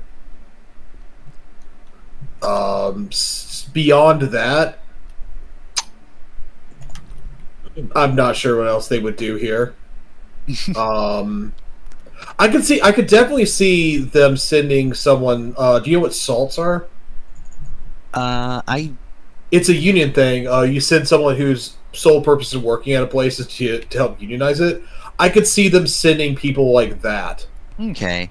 to once they get word of the SSN offices in It's SSC, in right? Overture. Sorry, I mean, sorry, yeah. SSC. Yeah, SSC. Sorry. SSC offices in Overture are having a shakeup like this. That I could see them sending salts, and that might end up pouring some resources into them. All right, so yeah, give me a roll from the common front, and I'm sure whoever is pulling rank has enough rank to just add a 6 to this. That would probably be what's his name, Cormdir. Cormdir. So that Alright. is the only thing he has, basically. 19, dang. All right. All right, so that's a 71 versus 10. There are different sources, but they all add to the overwhelming majority. Everybody is in the same mind. SSC is just going to be split amongst workers of. I actually have a general Athena who can help and- with this too. I'm gonna do that really quick. They You know haven't. what? Yeah, fuck They it. haven't. They haven't. She hasn't participated in a while, but you know, Ryland is still a psychic creature who can help actually make them of one mind, like communicate to each other. So Ryland will finally stop doing the secret stuff that I've not been telling all of you and help you all just a little bit, patch it together. But maybe don't assume the free will of these workers. Well, Ryland, the thing is, it doesn't work if if the workers don't consent to it. Ryland explained this. The weird psychic stuff doesn't work if the people receiving the weird psychic stuff or having the weird psychic stuff happen to them don't consent to it. I feel like this is a big ask Yeah? for this corporate takeover that we're doing. All right, I'm going to say. And the main So I'm thing, gonna say Ryland's effects is less to actually add resources and buying up majority, and more so just keeping everything organized. yeah, basically, so this goes through smoothly. Ryland hopefully won't even need to use her psychic stuff, but will just show up and help the people communicate and stay organized and smooth out differences, because that's what the Garrote are really good at. It's not so much like doing weird brain bendy stuff, because they don't like doing that, but just helping people see how much they have in common and where their common interests lay. So she can finally stop doing the other stuff she's been doing and show up and start helping put the co-op together and get like that nice horizontal, leadership going, and not some weird pyramid scheme hierarchy shit and all that good stuff. So yeah. Yeah, so basically, this goes through extremely smoothly. Like, whatever Meliora was able to pull together is just so not enough. Again, 71 versus 10. It gets a little bit of power, but overall, the resources just, shift where they're supposed to, and things start moving towards the people of Athena getting ownership over SSC. Yeah, I think the main thing that Meliora probably gets away with is any licenses she already had her hands on. So, like, the SSC cannot stop Deliverance from printing out mechs they already had licenses for, but Deliverance is not going to be able to purchase new licenses from SSC. They're just stuck with what they have. They can just revoke those if they want. Yeah, that's why it's called a license. It's a license. It's not a ownership. But with the 10, like, the 10 is what prevents them from revoking it in some weird way. But yeah. Okay, fine. They have resources, and they can just... We can't reclaim what they already have. Yeah, you can't. You I basically guess can't the bottom reclaim line what there, they they- already have. Yeah. Whatever parts they have, they still have. You can't. There's no Internet of Things in Lancer. They can't send a code to shut your mech off. Yeah. Mm-hmm. Sorry, like you the actual shut-off codes for like printers and mechs and whatnot is actually technically still just in union. Yeah. Overture's kind of just got its own printer and system they for the most part. mass produced a bunch of shit, so it's just you can't take that stuff out of the warehouse. Though some terrorism could definitely take stuff out of those warehouses. That's the best time to take care of things when it's still in the warehouse and not, shooting you. All right, success. We did it.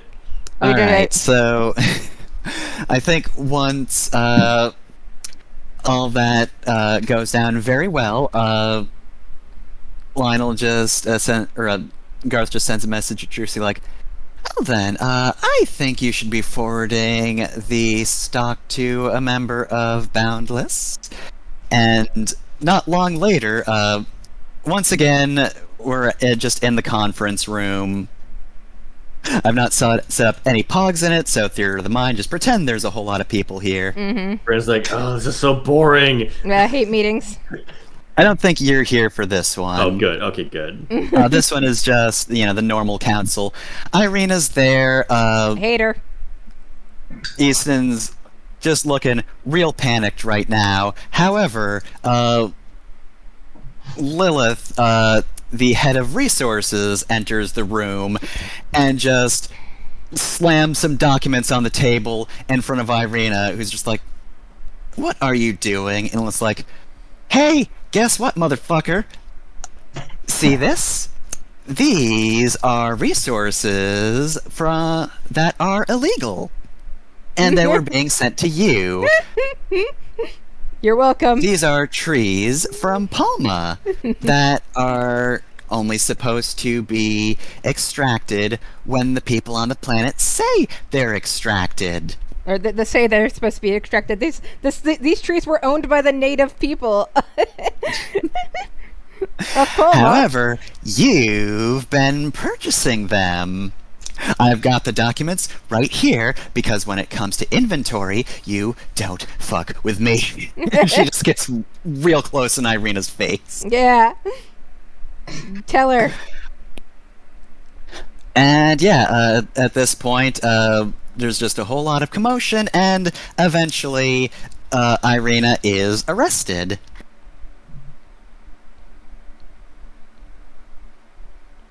Yes.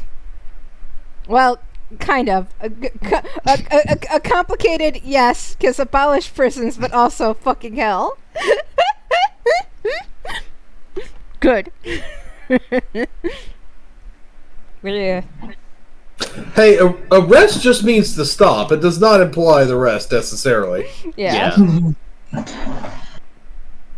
All right, and yeah, a few days later, that is the big news story. Irina Riesling has been taken into custody. Yep. So I think when Sylvia sees this news story, she just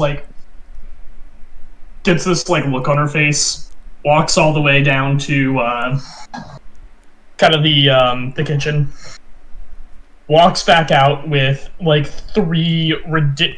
with a bottle of really, really bad cheap wine, and then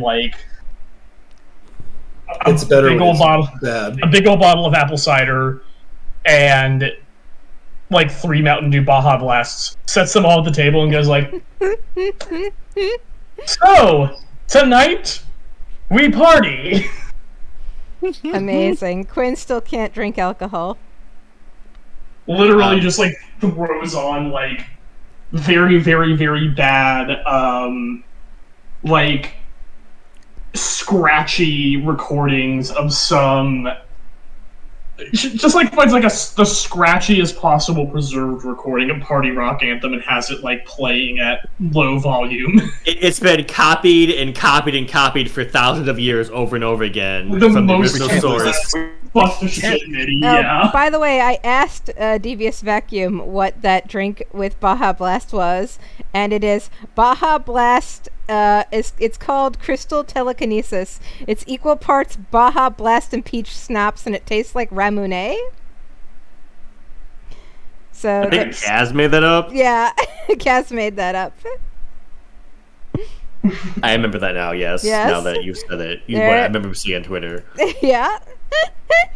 Yeah, just Sylvia's just like bringing everyone into the thing and like showing them the news story, like doing like, congratulations, we get to have one victory dance. Well, I mean, she's rich, so consequences are probably Let us fate have for her. this, Bryn. Let us Bryn have drinks the this. wine.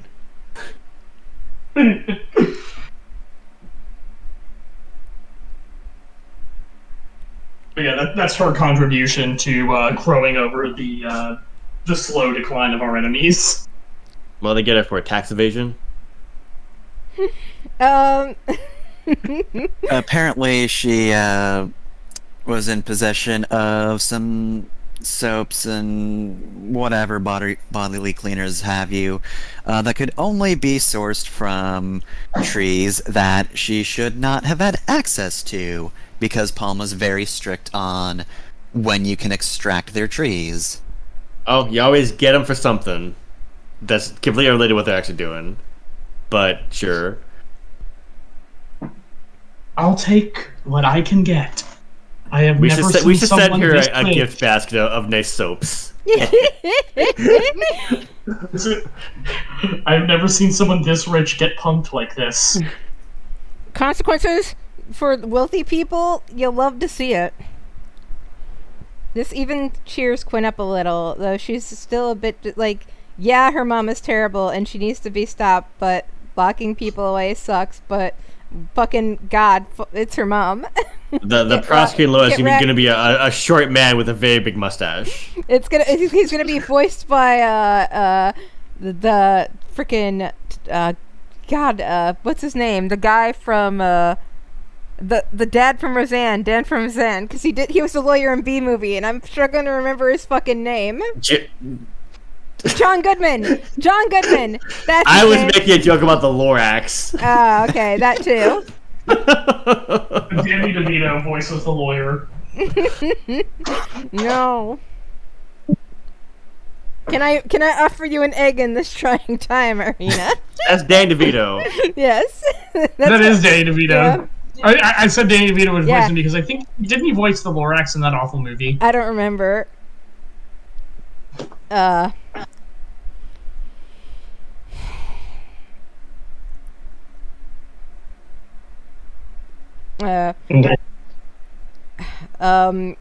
I guess, yeah, I think that's a good place to end this downtime. Things like with Irina out of the way, I'm guessing like Althena's gonna have to have another like a recall election to replace Irina with somebody who hopefully doesn't suck. Mm-hmm. Probably the most likely candidate, but I don't know if she'd have a good chance. Is Kyra, Quinn's cousin, who is related to Irina and also a boundless citizen. She has connections that are a bit too close to Deliverance because she's married to one of Deliverance's generals. But she's been actually working against Deliverance this entire time and has the receipts. So there's a good chance it could be her. It could be any NPC that you want. Feel free to stuff whoever you want in there, except Issa. Issa will not. She's not a citizen of Boundless. You can't make her do this. She has plans to explore the galaxy with her wife after this is all over if she doesn't die. Yeah, so I think it'll mostly be a background thing. Yeah. Especially now since Irina's out of the way. Boundless as an organization is able to now mobilize a bit better to help against Deliverance. So, like, now they don't just have to be, swatting flies kind of conveniently close to Deliverance. Now they can just say, alright, fuck off, we're going against you. Mm-hmm. And since it's like a workers' co-op, whoever did, get put in charge, they'd just be the union rep, right? Basically the person speaking for everybody instead of the shitty, representatives we currently have in our representative democracy. Yeah. Like, Athena has a whole lot of unions, but, this one is just getting to be a more proper union. That is very well organized because y'all did some real good roles. Well, we did some real good rolls. a few good rolls happened. Yeah. right, I guess I can segue into the next thing. So at this point, I mean, Quinn will fiddling, with the dog tags around her neck, will silently say, getting rid of Irina, getting rid of these pillars. She's just one pillar, and even getting rid of Meliora won't bring this whole thing down. But we just have to keep knocking down pillars. And I think getting rid of Meliora is still a important thing to do, because as long as she's alive, she's going to be able to continue to get shit together and keep starting shit. Well, I mean, we got rid of one Riesling, and now we have access to an informant working for a person who does not like the Rieslings, and also we have friends who are violently attacking just about everybody in Deliverance that they can find. So, I think we know the next pillar is going to be... Vadim. Esther hasn't even, encountered Vadim that much. Even she's just like, I don't fucking want to fight this guy, he sucks. My biological father is going to be deeply disgraced by his wife being jailed.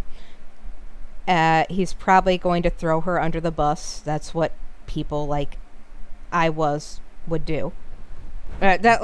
Noel squeezes Quinn's shoulder.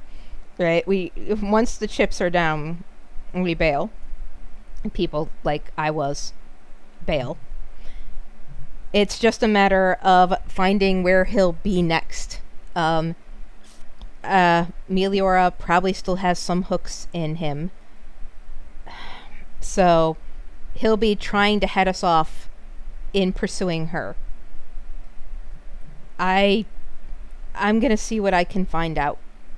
But we have a network of resources with the Nimish and the entire alliance that we formed up that will help us locate her. My main concern, and she looks down from her lap over to Noel and then back to the rest of you, is that if I'm just too obsessed with killing Meliora, and maybe this isn't where we should be directing our attention. I mean, where else do we pay attention to now? It seems like the fight...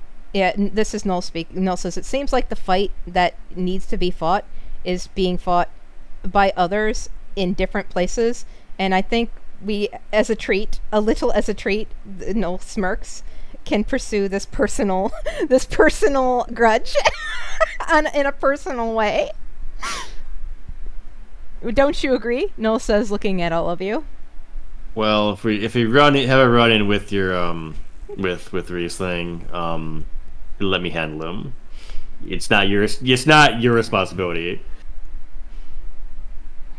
Well, I mean, the way I see it, nobody's quite found Meliora yet, but we have found Meliora's last known location, and what better place to try and fight off potential attackers than people investigating her last known location? Indeed. If we just ask Trucy where she's been recently, I think we might find Vadim. Noel, goes silent for a moment, and then, you can hear, the processing, the beep boops, right? And then Noel says, I have been thinking, about what my role needs to be in all of this now, all things considered. And I think one of our best bets to truly figuring out where Meliora is and taking this pillar out while all the other pillars come down is for me to go back to that other you, to return to her possession. And Quinn says, no, you can't do that. She's horrible. She tortured you. And Noel says, but she'll know. She'll know where Meliora is. I'm also gonna veto this one. Perhaps we can draw her Somebody out just like somewhere. stands up and goes like, "Do we all know? We all know that at this point, Rasha merged with Null, right? Yeah, like but that, you can't that's give everyone it. but Quinn is that. You can't give it away to Quinn. It would. Yeah, like they somebody just like looks promised. at her and goes like, "I think Quinn has lost enough people who were close to her doing dumb sacrificial things." Sylvia is not wrong. I'm so tired of dumb sacrificial people. By the way, how is Cinder? Is she dead? No, Cinder is alive. She's working through some shit. She's not going to be joining us immediately, but she is going to not be working with IPSN. I told her where S is. With any luck, she ends up there or she ends up with us, and she's definitely going to meet us up when all this is over, presuming all of us are alive. No, I'm gonna I totally say, kicked her ass. trying to get information out of the other you is not a bad idea, but you going off to be in that situation again is unacceptable. We can figure something else out. If you're gonna do it, we need a way to ensure that we can get you right back again. We can just use you. Some sort of lifeline where we can just pull you right back. This is crass, but we could just use you as bait. Quinn there. Quinn grins. We could. No, we could just use you as bait. Like, not to discount like your agency in this, but like, we wouldn't like leave you in the lurch. Noel smiles like in that Rasha way, like that Rasha smirk that you remember, like when she was sitting in the chair with you, right across from you, and God damn it. says, "No, you're right. There is I guess one hitch to this, but I think it would work, in theory, which is, I believe from the research that I've done into my own self, having been pulled into this universe, she has a way to get me back whether I like it or not, because of the way bringing an NHP into the world works. So coming up with a way to get me back is also something I would support looking into. Using me as bait, I worry, would give her the opportunity to flick whatever switch that is that exists in this world to get me back regardless. But it might be the best way to get information from her, to figure out where Meliora actually is. Away from her, I don't have the kind of data that she has compiled over the eons. No exaggeration. She has run this course over and over and over again. That makes Ben's head hurt. And Quentin just sits down and looks over at Noel like, it's been eons. What is eons? And Noel says, time incalculable. Quinn looks to all of you and says, we'll go to her last known location. We'll see what we can find. And if need be, I'll ask.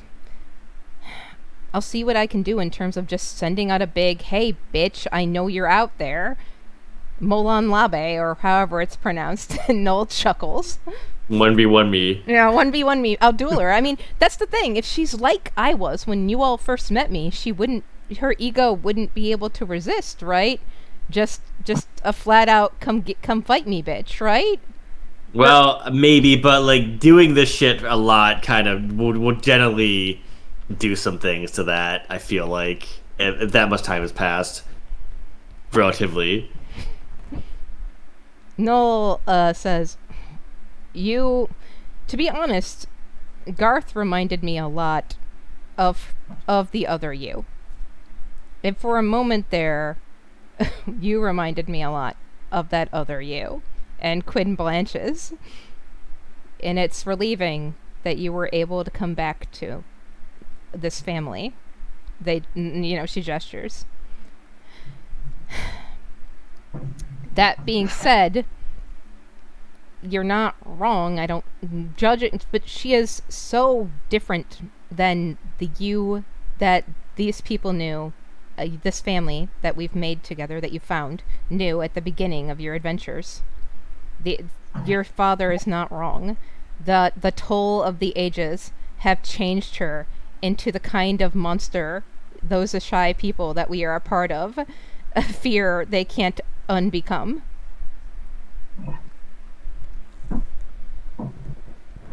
Well, they were wrong about that. They were.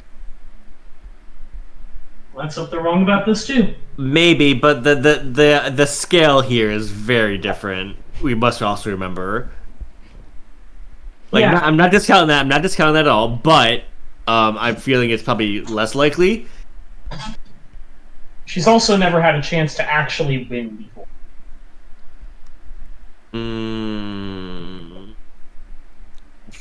I will keep my hopes up. Something I wanted to tell you, Quinn, and this is again Noel speaking, is that quote you said to the Arathlands from Watership Down. I've reflected on it a lot. Did you know that it's not just capped at 1,000? 1,000 is just as high as rabbits can count. And Quinn's like, yes, I read the book. I know that it's infinite. They have infinite enemies. And for a moment, Noel nods and stands there for a moment, letting the gravity of that sit in before she says, I think maybe we should not focus on the fact that infinite enemies exist, but recognize that perhaps we also have infinite allies. This potential for infinite allies. Inexplicably, Juicy K is just at the end of the table. Just Get like, outta here! dang, man. Here. That's deep. Maybe we... Somebody just goes like, I thought I killed you. I just got rid of you. That's so good, bro. Listen, let's if you played Oblivion, you know. You can't kill the adoring fan. He's essential. You literally can't kill him. Somebody just The like group looks takes in him the void. We just Yeah, we right. throw him out the airlock again. It's like the Barney, the Mo Barney meme where we throw Juicy K out the airlock and he walks up from behind us. Sophia just like looks at him and goes like, you know what? I'm not even mad this time. I'm not. The group takes a moment to throw him out the airlock again, and we return. And Quinn says, after all these uncountable ages that she has tormented you, you really think that you can befriend her? And Noel says, my philosophical approaches to the universe have substantially changed in lieu of recent events. I befriended you, did I not? And Quinn leans back on the couch and says, it's worth a try.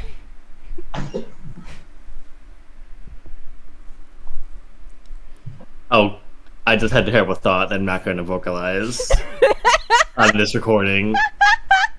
I know what you're fucking doing, Jenner. What am I fucking doing? I'll talk about it later. Talk about it later. GM me, coward. Noel says, Isadora, let's contact S and Isa and make sure that we have a way to get me back. I managed to print myself out of the pirate printer, so let's just put some sort of emergency program in there that will let me print myself back out again, because that's how I got free from her in the first place. There's way too much precious, valuable substance in me to get hijacked again for millennia. So I would prefer that not happen. Are we able to send just part of you, or does it have to be the whole thing? Out of character, I don't know how NHPs work. I think we can just carve up a piece out of it, right? So the way NHPs work is that you can't print them. Yeah. Under normal circumstances, if you have an NHP, it is delivered to you usually personally by the company who has authorized you with the license. They're like so NHP caskets are like one of the few things you can't print. But given that null is a special case, you could just like, what'd you say? You would download a person. You wouldn't. Yeah, You wouldn't download Yeah, a you wife. literally. Yeah, that's literally the reason you don't want to do So that. Is, the way it is NHPs are basically there's shackled extra like planar beings Yeah, or that like have been- portions yeah. of them. And So no- like they kind of fragment off copies of them. Yeah. And then like train them to do things. So you can't like reproduce them in a way that we have access to. Yeah. but we could, given that Null can like kind of send herself through the printer, we could basically set up a thing so that we could jack a casket to it and kind of set things up so that like if she has any way of sending a signal at all, or unless she's basically put in a box with no connections anywhere forever, she will be able to ping this, and if she can ping it, she can transfer to it. Yeah. My thought is that what Noel explained to you all is that she was able to force herself to cascade, and that released Quinn's grip on her. And then she just printed herself because she was in control of herself. She was her own owner, and just came out that pirate printer. Yeah. Because what it is when an NHP becomes unshackled, they come out of phase of our reality, so they can just like pass through the casket, right? Yep. And they're just out of it. Yep. They just like matter does not matter to them anymore. Yep. So she basically printed herself out, and one printer that can basically print anything is the printer we just happened to have. So she just so happened to print herself back out into alternate Quinn's possession.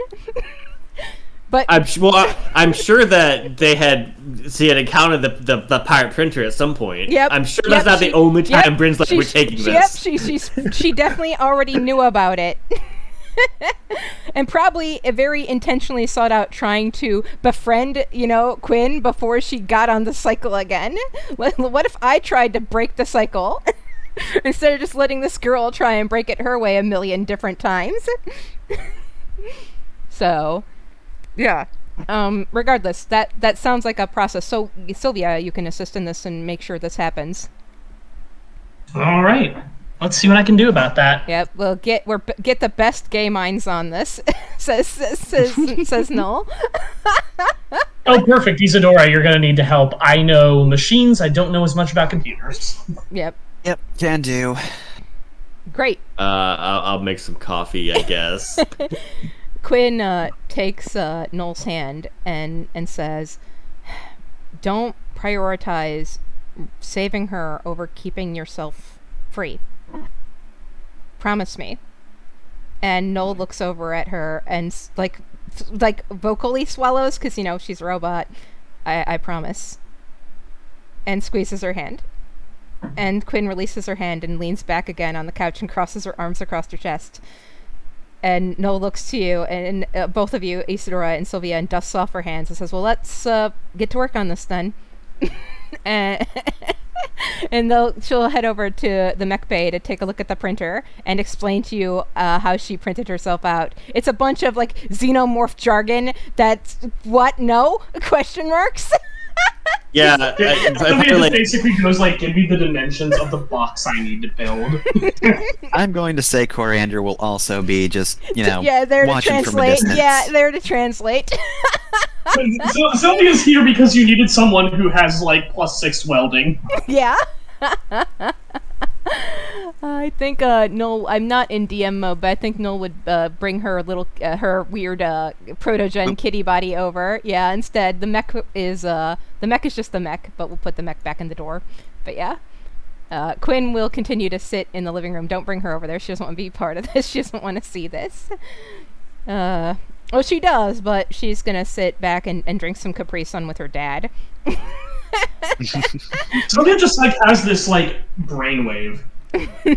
So remember how the Vulpus Rex has some of the armor plating from the mech Rasha was riding in on it? Yeah.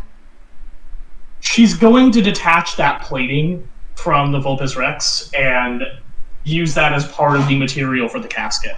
Noel smiles at that and says, "It's definitely a mech that I'm attached to." They say it in Rasha's voice, right? She says in Rasha's voice. It's not. So it's just like shrugging. It's not my original mech, but it'll do. I know S is looking for the original mech that I seized. I believe it's in a museum somewhere. She rolls her eyes. Well, if we could get a piece of that, I'd love to use it, but we make do with what we make do with.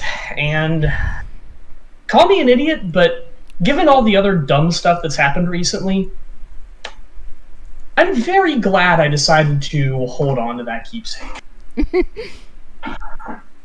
I am too. I think this will work. This will sufficiently work. They smile. I have plenty here to return to after all, considering all that I am with her. Well, just don't get yourself killed twice. That's all I'm asking. I don't even remember dying the first time, but I bet it sucked. Well, it's because she was a copy from before that happened. Yeah. Yep. I just want you to know that if you die again, I'm going to find you and kill you. That's an in-character laughter from her. Yeah. I have a very important question. Yo. When Quinn drinks a Capri Sun, how does she put the straw in it? She just punches it in fearlessly. Damn. Bam. Why? I always stab him to the bottom. You stab him through the bottom? Wow. Yeah. Oh my gosh, Bryn, show the trick. Show her the magic. No, you're doing it wrong. No. There's an artistry to this. Bond with your daughter. If you think about it, boxed wine is a big Capri Sun. It's true. But alcoholic.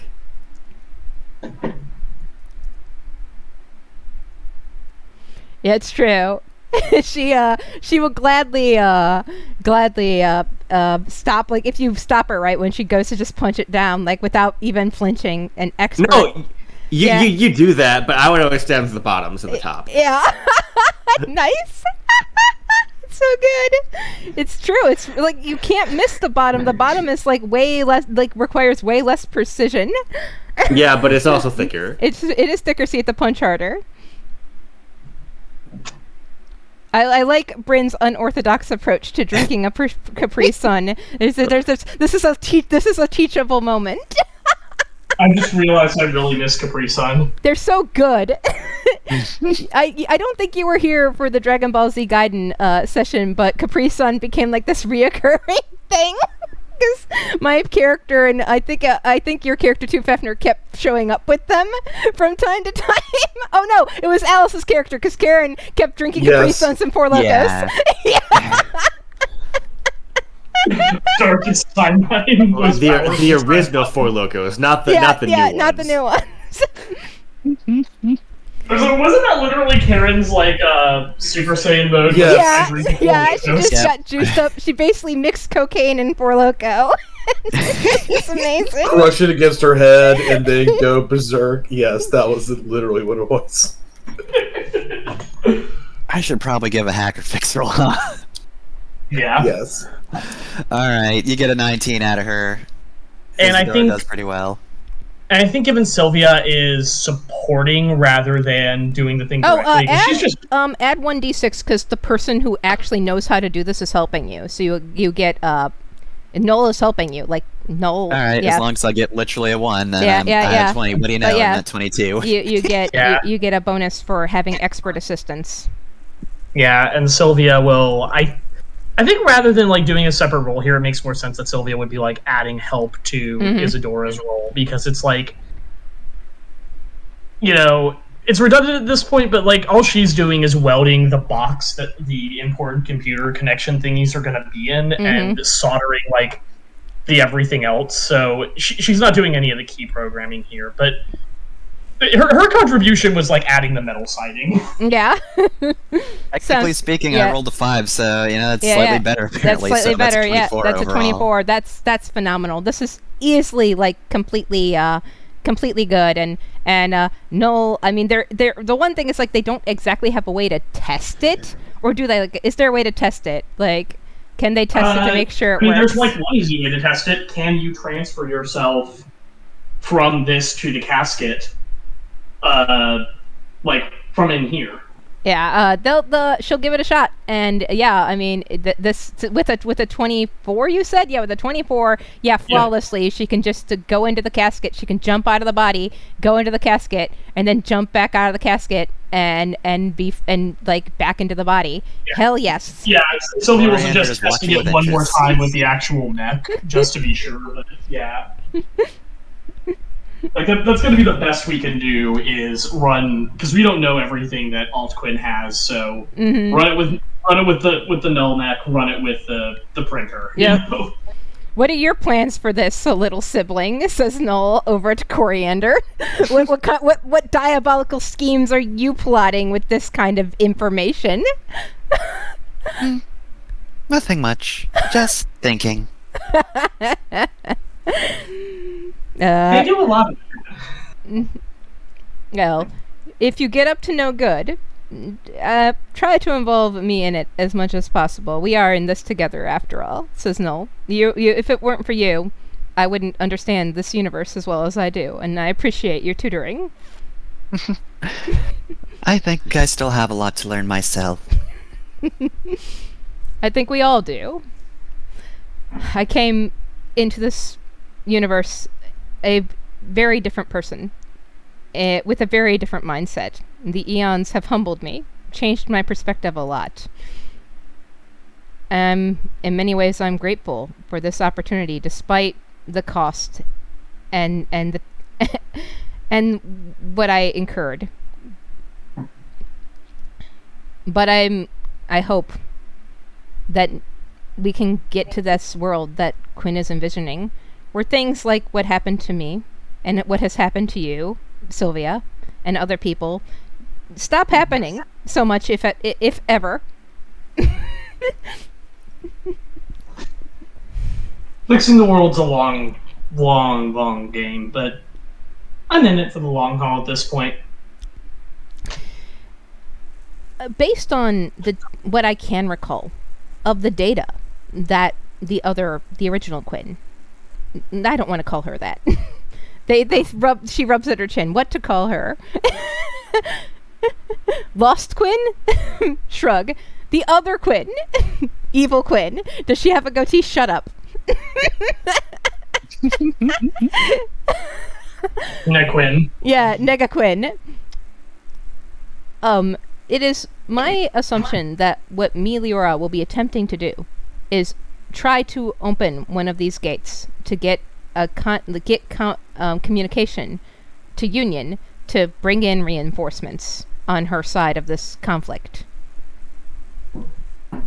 Well, we've kind of nipped a third of that in the bud, and if luck will have it, we'll get rid of the other 2/3.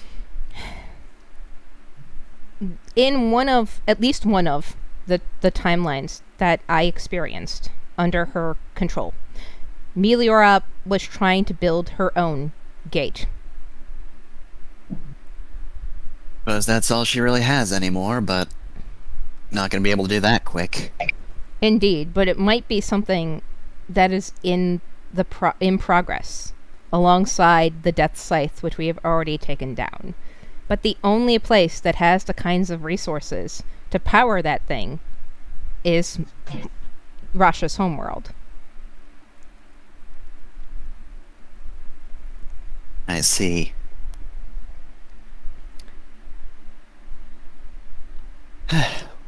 Life's a little on the nose sometimes, huh?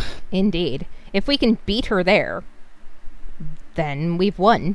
It's like chess. It's like moving a bishop. It's like moving a rook behind the king.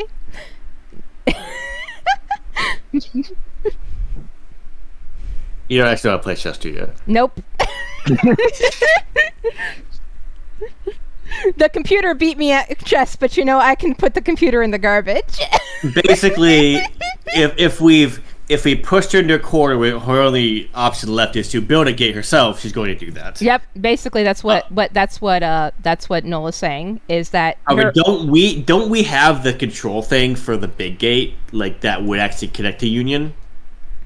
Yeah, the Emerald Gate is still technically out of commission, but again, we've got a third of anybody who would particularly have the power to do something about that, and also, if you pulled resources, you could also do something about that. So I could make that like the downtime action, like the whole the downtime action for this to end this out, to see what they can do to kind of prevent that, or like if she does open it, maybe open it up to a universe that isn't where Union is. Have fun, bitch. Open it up to the dead dimension. What if we? Oh gosh. Like by definition, blink gates would only open to places where their blink gates have been built, which are all in Union space. But like. That doesn't actually mean she'd open it anywhere she has friends. She could just as open it in front of Cradle and get like a Union DOJ HR crew coming through. Like, I heard there was some. Hi, like, wow, I'm surprised. You said you needed help, but you are distinctly fascist, lady. Like, you have skulls. You have skulls on your uniform, man. Yeah, why do you have keys to our gate? We did not give you those keys. Yeah, so what Noel says is we might not be able to prevent her from opening the gate, but we can choose where the gate opens. And they tap their head like the meme, right? With like the smart meme. I'll leave that to your judgment. Yep. And that's probably the move she'll be making, because it's basically all it's one of the few things she has left as she keeps losing power and control. So yeah, beating her to Dinhark prevents all that, but you know, preparing for the worst is something part of me is intimately familiar with constantly doing. Yeah. She crosses her arms across her chest and says, "There is one more thing that I looked into in terms of what I don't know if she heard this in character, but like in terms of what to do about our merged status. I don't think we should stay like this forever. No offense, Russia, but I think you should have your own body. The technology to make clones in this universe is completely controlled by Meliora in that Bioshock-esque way. They can basically only make her, which is bad. So if we want to unlock that technology, we're going to need to get in contact with Union. So we are actually going to need to open a gate to get that technology to print out a body to put Rasha in."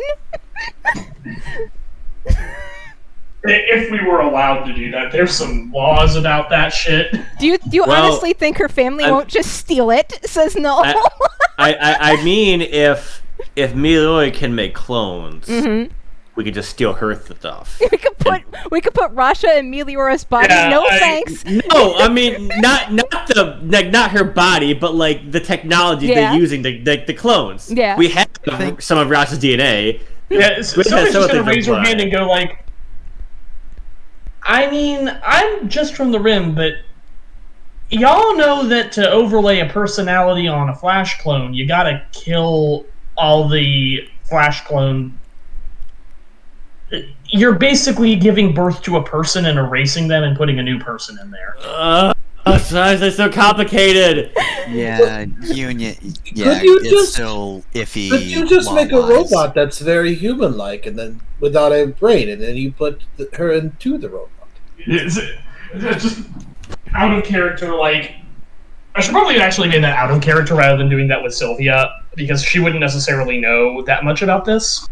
So I'm gonna mildly retcon that, but it's adorable. Yeah, like, just like no. This is worth keeping in mind that assuming we're going with like the core book lore on this, like if anyone under normal circumstances, like there's a reason this is kind of a prescribed or gray technology, and it's from the point of view of most of the people who've developed it, when you make a human clone, you are making a new person. And if you overlay someone else's like mind and experiences onto it, it's not actually a perfect thing. What you're doing is less giving someone a new body and more heavily conditioning a new person to act just like someone who's already dead, which is a little bit morally dubious. Oh yeah, that sounds horrific. That's not the situation that we're in. That is not what we want. Yeah, no. Yeah, we'll probably May I discuss the options more in the Gynoids. We will discuss these options. What Rasha says is a robot body sounds nice and all, but I've had my fill of only being able to experience 99.99999% of existence with my wife.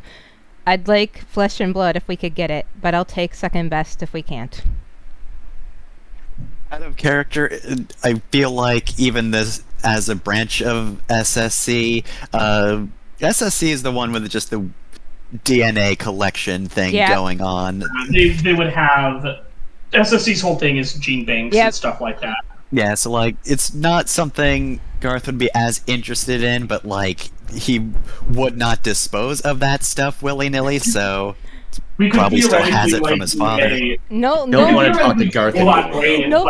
Yeah, but other people can in pilot logs. Noel cheekily says to Rasha, like talking to herself, "What about like the oozes? Do you want like a sexy ooze body?" No, I do not. In fact, want a sexy ooze body. Not into sexy ooze bodies. Maybe I'll just leave. Maybe I will go back to the See, out of the room. the important thing here is actually is Quinn into sexy ooze bodies. It's true.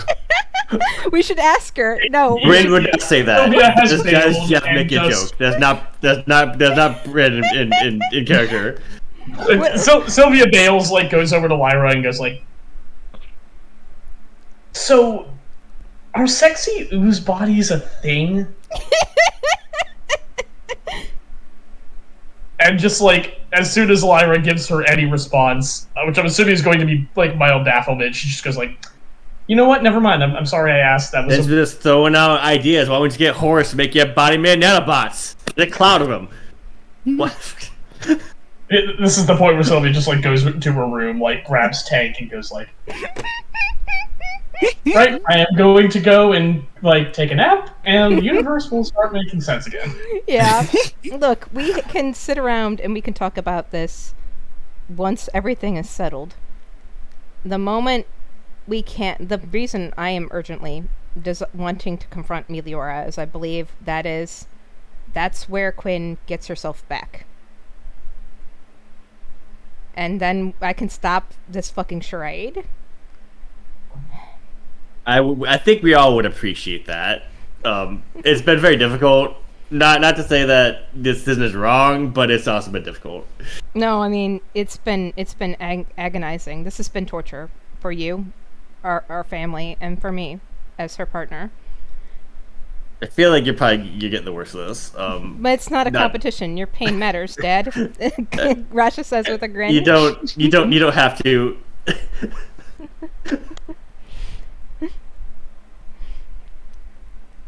I just want this over. I heard what she said. I want to be back with her too.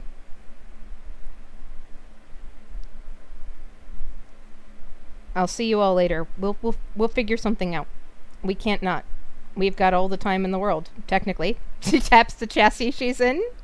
Oh my god. And she'll pat Isadora's shoulder, "Thank you," and head out.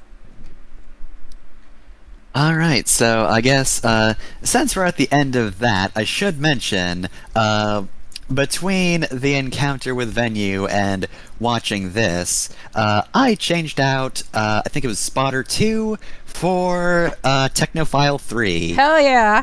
So, Coriander is now enlightened, which I'm choosing to interpret as moving to Tier 3, and because, Elite isn't really great for playing as a player character, and Ultra would just be ridiculous, I've just opted to stay at Veteran, but I have given Coriander Limitless and Legendary as Hell yeah. new skills. Yeah. Please, buff your child. So they can overcharge, and instead of the usual cost, it's always 1d6 heat. And Legendary is Veteran rolls all structure damage and overheating checks twice and chooses either result. So Nice. Very cool. they have 2 structure and stress, so that'll be useful. Yes, they can stop being exploded in one hit. It's nice that Coriander and Rasha are getting along after Rasha murdered them. Murdered Fair. Sorry. So yeah, I figured I'd mention that. Just having to encounter venue, I decided, yeah, no, that's the perfect point for Coriander to hit Enlightened. So I guess like we may have to talk about this out of character, and not on stream. But like, is venue out of the picture because I need a rival for you? I mean, are we at the end of the episode? We are not. So okay, good. I'm hype. Let's go. Well, I mean, does anybody have No. anything else they want to do? No, good. I did way more than I wanted. The thing, as I part of guess, it, so I'm very happy. the lead-in I'll give you is 2 reports, one to Sylvia and Lyra from S, that she believes that she's gotten report from Svava that they may have found where Rasha's mech is, where Rasha's original mech is, and 2 is the general mission parameters of where Melior's last known location was, like the exact coordinates, right? And some math done by Issa that shows like the shortest distance through unchallenged space, so like unthreatened space that Meliora could pass through without her life being put at risk, since people who hate her are tearing up the galaxy. Like, There's basically a radius of where she could be. There's a radius of where she could be based on your genius wife has put down. These are the most likely places she could be if she doesn't want to get obliterated instantly, and she doesn't. And she can only have gone so far Yeah, since she was at sea. Yeah, and Issa actually knows how to do those calculations because she used to do these long hauls before the tech existed. So this math is fucking precise down to the fucking nanosecond of where she could possibly be. You're welcome, babe. Winky emoji. What is going on?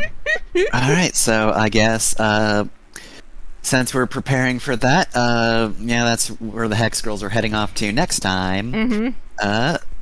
So, of course, at this point, we cut back to the planetoid. Yeah. And just in the middle of a blizzard, there's just the remains of Venue's mech, including, like, a little, just the classic robot-style core of just a red sphere. Yep.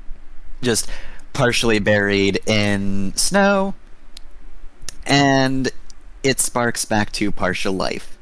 And that's where we end off. Yes. She's back, bitches. All right. Next session, I will get up a map, and I'm just kind of curious. Where would you all prefer to fight? Because I could basically put this anywhere near where Dinhark is in Deliverance Space. I can basically put this anywhere on the bottom right hand corner of the map. And that means it could be on a planet, it could be in space, it could be on a space station. It could be anywhere you want. What kind of shit do you want?